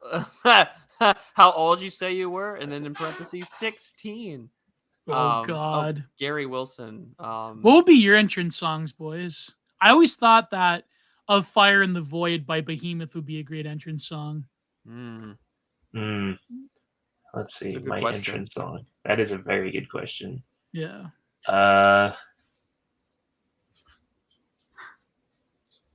Shit, I don't know. You got me on the spot here. I mean, it's a good question. I don't know, actually. I don't know. I'm probably something by David Bowie, honestly. Yeah. In the chat, what would be your favorite entrance songs? In the chat. Melon asks for $2 US. Why Oppenheimer but never Robert Sarbarker? Who's Robert Sarbarker? That's a good question. Let's Google it before we get in trouble. Yeah, right. Yeah, before we exposed his brainlets. Yeah. Or is this the UFO guy? Like, am I confusing him with somebody else? Because his name sounds like a UFO. That's J. Allen Hynek. It's J. Allen Hynek, yeah. Oh, well, there you go. Oh, we got some good choices in the chat. Like, so he is a UFO crash guy. Never mind. Oh, okay, right. Okay, cool. Well, I don't know. Maybe we'll one day get a good UFO movie, but who knows? We'll see what next. E.T. was pretty good. Yeah. No, E.T. was cool. There was this one take. I would have to genuinely rewatch it before I give an opinion. There was one poster that talked about how E.T. was like evil and subversive. Who eats Reese's Pieces? There's some good choices in the chat. Is that what you just asked? I'm an Eminem's guy. Oh, loser. I remember Eminem, the one song back in the day. I was a kid. It was about I think it came out like 2003. Like no, but it was like Osama bin Laden was in the music video. Like a guy playing. Well, he did one about Michael Jackson as well. Oh boy. No, that's Eminem. I'm talking. No, Necro did a song about Michael Jackson. But no. Eminem did a song about Michael Jackson. Oh yeah, really? A music video, yeah. Oh, because look up the Billie Jean diss track by Necro and Mr. Hyde. That's a really great one. I like memorized the whole thing. It was so, what's funny is that people changed their opinion because back in the 2000s it was like common. It was a common opinion that like Michael Jackson was a pervert, but now it's like people like literally crucify you if you say that Michael Jackson did it. It's really weird that way. My red pill on the MJ is not a pervert discourse was actually Razor Fist, because he had done like 4 or 5 really long investigative breakdowns. Yeah. Oh, Yeah, because even that and for good. everybody's hero, mine, Bill Cosby. And he did a good job actually, like interviewing. Like he interviewed some of Jackson's family and like to like come to their defense. It was I've surprisingly not watched a lot of Razor Fist. I miss that Razor Fist. Yeah, that Razor Fist. I think that and Arizona politics. Well, what does Razor Fist do now that's different? Well, I mean, he's more into the art stuff too. Yeah, like, he's got a graphic novel. He does. Yeah, he's streams. like he's like trying to do his own Biz Archives thing. Yeah. Oh, okay. Which I mean, I applaud him for it. Fault the man for doing that. The artwork looks good. And I've heard good stuff about it, but like, like why we need the wall, like that rant is pure Kino, and I won't go back from it. But like, Send I do it miss. to me. I'll send it to you because like I do miss the old Razor Fist like angry rant stuff. But I really do think the 2020 election and seeing Arizona go blue broke him. Yeah. But I'm going to continue on. Zhang Wei for $4.99 US says, I'm in my office with the door closed, doing whippets and listening to the Archipelago. It's a good time to be a chud. Many such cases. Many such cases. It's always a good time to be a chud. I thought we were done with 90s nostalgia. Do kids still do whippets? No. No, they vape and have like 99% THC. They have Ritalin these days. They're on meth 24/7. They don't need whippets. They're on legalized meth. Yeah, like in Canada, you could get like vape, who weed needs pens whippets that are when you've got pens of chocolate and SSRIs. It's funny. I haven't done weed in like years, even though in Canada it's like the public religion sacrament. Like I could walk down the street. I could literally walk down the street and go to a weed store. At inflated prices, of course, but like it's I know this isn't a super chat, but you also need this one. Razor Fist Hollywood was always read as a great video. Also, yeah, that was a great video. The book that he cites, Communism, the God That Failed, is a fantastic book. I highly recommend it because it's a bunch of guys in Hollywood that are like, communism's bullshit. It's a good one. But yeah, thanks for thank you for I do miss that Razor Fist. Thank you. Erica, the kids still do poppers? Like that's a millennial thing, poppers. Isn't that a homosexual thing? I thought that was a gay Oh, thing. it depends what poppers. Because like isn't poppers like a mix of like just weed and tobacco? They have different terms. Isn't there a different name for that? I'm going back to the sneezing thing. Well, poppers is like the inhaling thing, the amyl nitrate, but there's also another form. But anyways, I cut you off, Prude. I'm going to continue on, and John Carter, one of the people that you have listed in here, if it's who I think it, I'm actually Googling it before I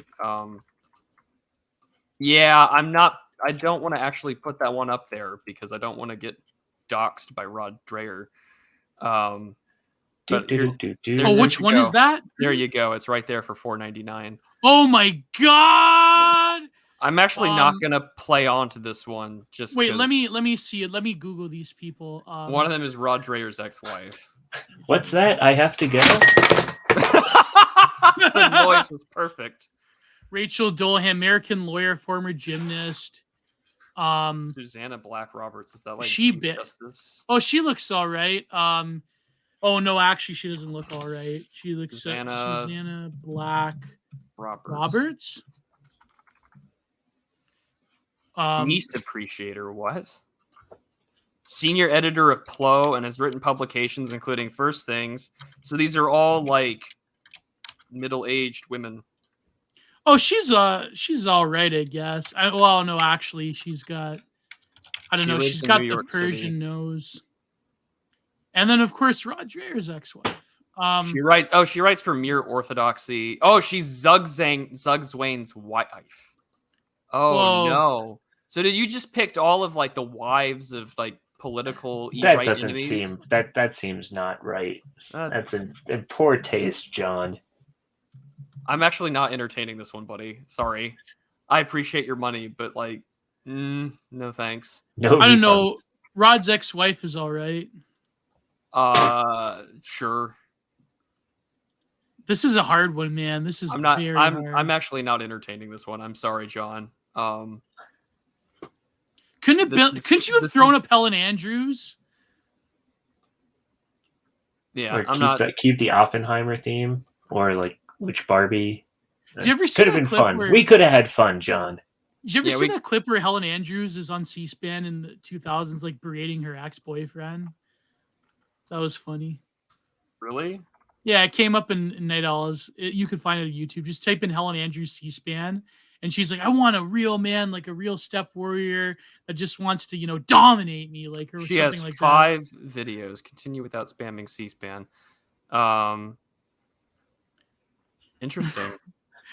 Yeah, I'm gonna pass on this one because I don't know nearly enough about these people. And I don't need this to be shared around on clips and shit, because some of those people do attack friends on the internet. And the last thing I need to do is to get another doxing affair going on from the Dreyers. They've done more than enough damage. Post Nut Clarity for $20 Canadian. $20! Thank you so much.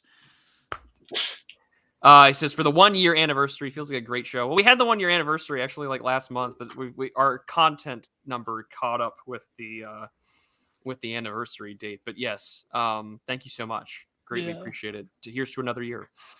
Mike Oxlong for $4.99 says, hi, money, Cole Rains. Thank you. I put an FMK here, but I should put an FMK here, but I won't do it to you, Prude. Well, thank you, sir. The guy with the gimmick name is better than John Carter.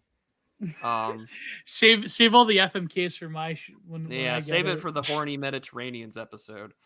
Mr. Patchouli for £5 says, when is the next book club, Prude? Follow the rules as Cole, DAs, and Jim, as you are, folks. Actually, the next book club is this Saturday at 12 p.m. Eastern. I've got the notes from fellow patrons. I will be reviewing The Disappearance of Rituals by Byung-Chul Han. I actually quite liked the read. It was really interesting for me as a religious person to go listen to him talk about The Disappearance of Ritual. But yeah, it's this Saturday, and it will be up on Subscribestar, the YouTube paywall, and for Substack supporters. So it'll be available once I'm done with the recording and reading. But it's this Saturday. And then I'll be speaking with you, lovely patrons, in the patron Discord about what book we want to review next. Comfy Lad for $4.99 says, Oppenheimer was not only bad because it was surprisingly bad. Nolan can be pretentious sometimes, but his movies are usually entertaining, but this was just forgettable. Yeah, it was forgettable. Like, will I look at this? Like, here's the thing. I had just seen it, but I wonder, will this be as memorable for me to like turn on and watch Oppenheimer in the same way? Like, I want to go back and watch The Aviator. No. That was Martin Scorsese, so but like, I don't know. Maybe I should come back to these movies in a year and see what my opinion has changed. Oh, John Carter has a new FMK that's better. Nancy Reagan, Elizabeth Roosevelt, or who's Joy Davidman? I can work with that. Joy Davidman. Joy Davidman, American poet. Oh, I think I've heard of her. As a child prodigy, sharing a mass, blah, blah, blah. Became a member of was an atheist, became a member of the American Communist Party, and met and married her first husband and father of 2 sons, William Lindsay Gresham, the American novelist who wrote Nightmare Alley. Okay. She converted to Christianity, then became based. Because she met C.S. Lewis. Oh, yeah, that's right. She was C.S. Lewis as well. Oh, yeah. Yeah, her second husband was C.S. Lewis. Yeah. Okay, I'd probably marry Joy Davidman. I'd probably give a good time to Nancy Reagan because she looked decent when she was young. And I would probably off Elizabeth Roosevelt. I'm actually going to take... I'm going to take the same way as Gio. Yeah, me too. Because especially if you know the Nancy Reagan deep lore. Yeah. She was into like crazy astronomers and all that? No, that she was a throat goat. Oh, really? Oh, yeah. Oh, that was like, wasn't that came up in a punk song? I forget. I just wanted you to know that Jack married an anarchist communist homewrecker. Yeah. Well, I guess C.S. Lewis has just turned a hoe into a housewife, I suppose. Oh, bros, Google Nancy Reagan when she was younger. I am actually going to marry Nancy Reagan. How does Prude know this and Geo doesn't? I know this because T.R. Hudson told me.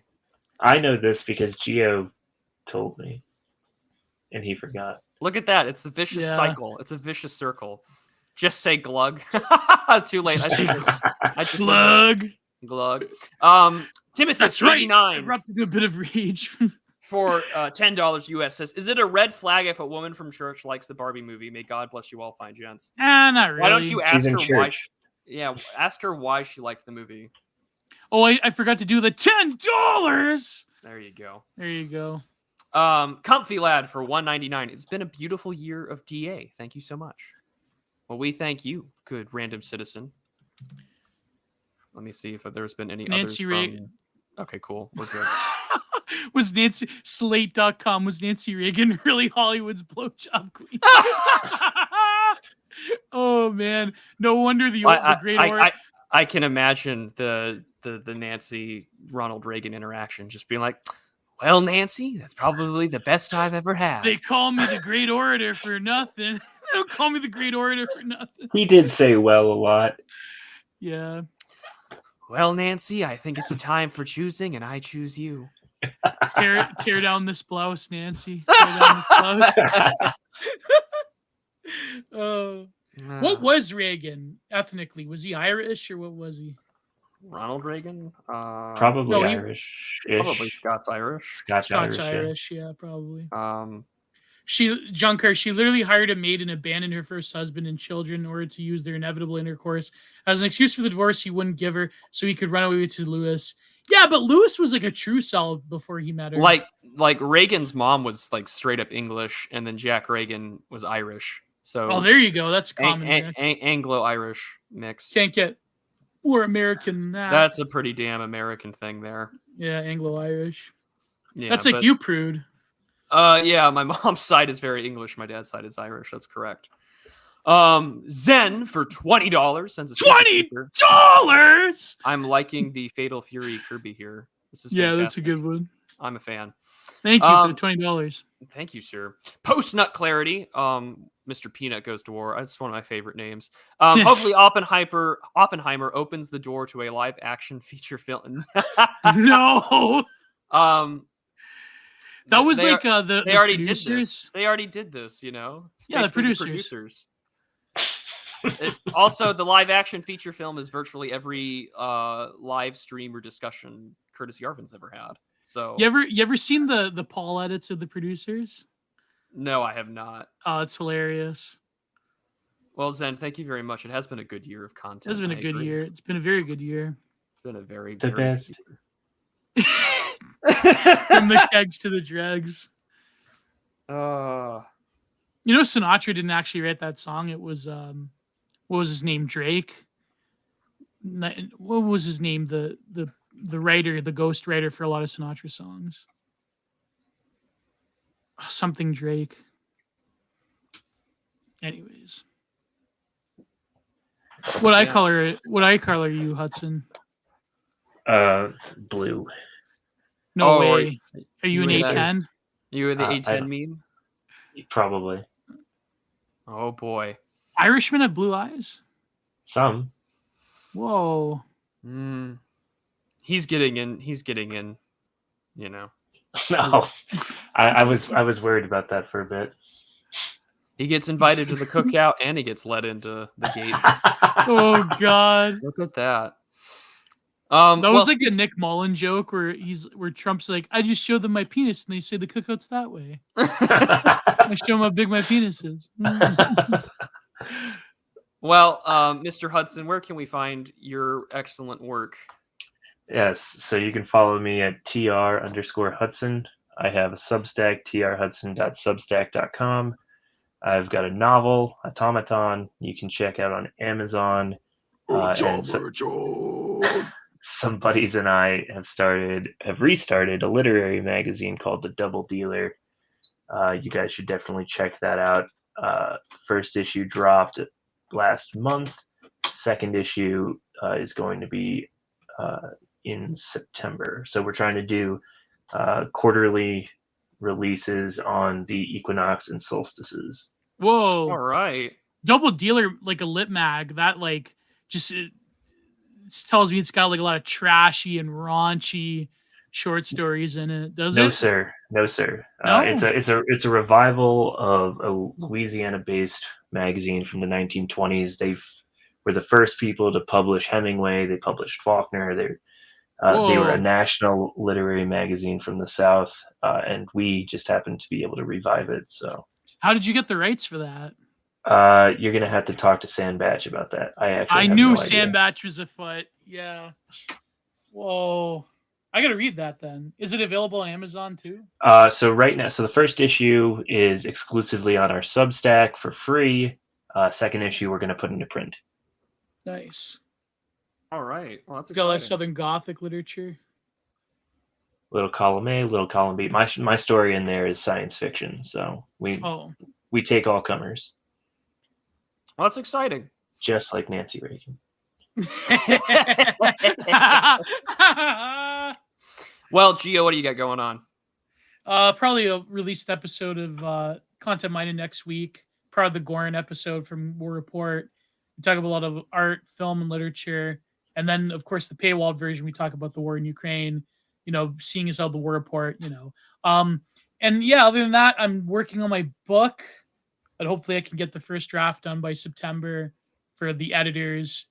And so I've been working with that. I've tried to I put out a lot of content last week, but I'm trying to record a voice version of my recent article on Anons critiquing Jordan Peterson, Anons at the Gate, on my Substack, Geo's Content Corner on Substack. So then, go to subscribe to Patreon, subscribe to Substack, where you can also find all of the episodes of Content Mining and General Reviews. For both start at $5 a month. And all that good stuff. All right. Well, that's awesome, Gio. This Saturday, I'm going to be on Charlemagne's channel. We're going to be covering some more. Charlemagne should invite me. And you should ask him and talk to him about it. But we're going to be covering some recent news and updates. I think Furious Pertinax will also be back on, along with Semiagog. That'll be happening. I put out the video this week on the Kierkegaard essay I wrote that's doing quite well. I'm quite happy with that. If you haven't seen it, called Kierkegaard and the Gay Paperclip. Next week will be on Gio's channel. I'll probably have a new video out as well. It might be a real talker. It might be something scripted. I'm trying to get more stuff out there. And then I've got of course, the Patron Book Club is the Saturday at 12 p.m. Eastern. That will be published on Subscribestar, YouTube channel memberships, and Substack. You can start on the Subscribestar as low as $2 a month. And I'm also going to be having a book review out early for William Appleman Williams' Empire as a Way of Life, 1980 text. So that'll be a good time for us to review some foreign policy on the channel as well. And then some other behind-the-scenes stuff that I'm working on. And then if you all could just keep me in your prayers, I've got a second interview tomorrow that includes sort of a writing test. So your send prayers, most appreciated for this new job opportunity. So we'll see you all next week on Gio's channel. Be sure to buy Mr. Hudson's book and follow him on Twitter. He's one of my favorite writers in this space right now. Mine too. Yeah, I'm glad. So we'll see you all next time and next week. Take care and God bless. God bless. Goodbye. Too sweet. See you, gents.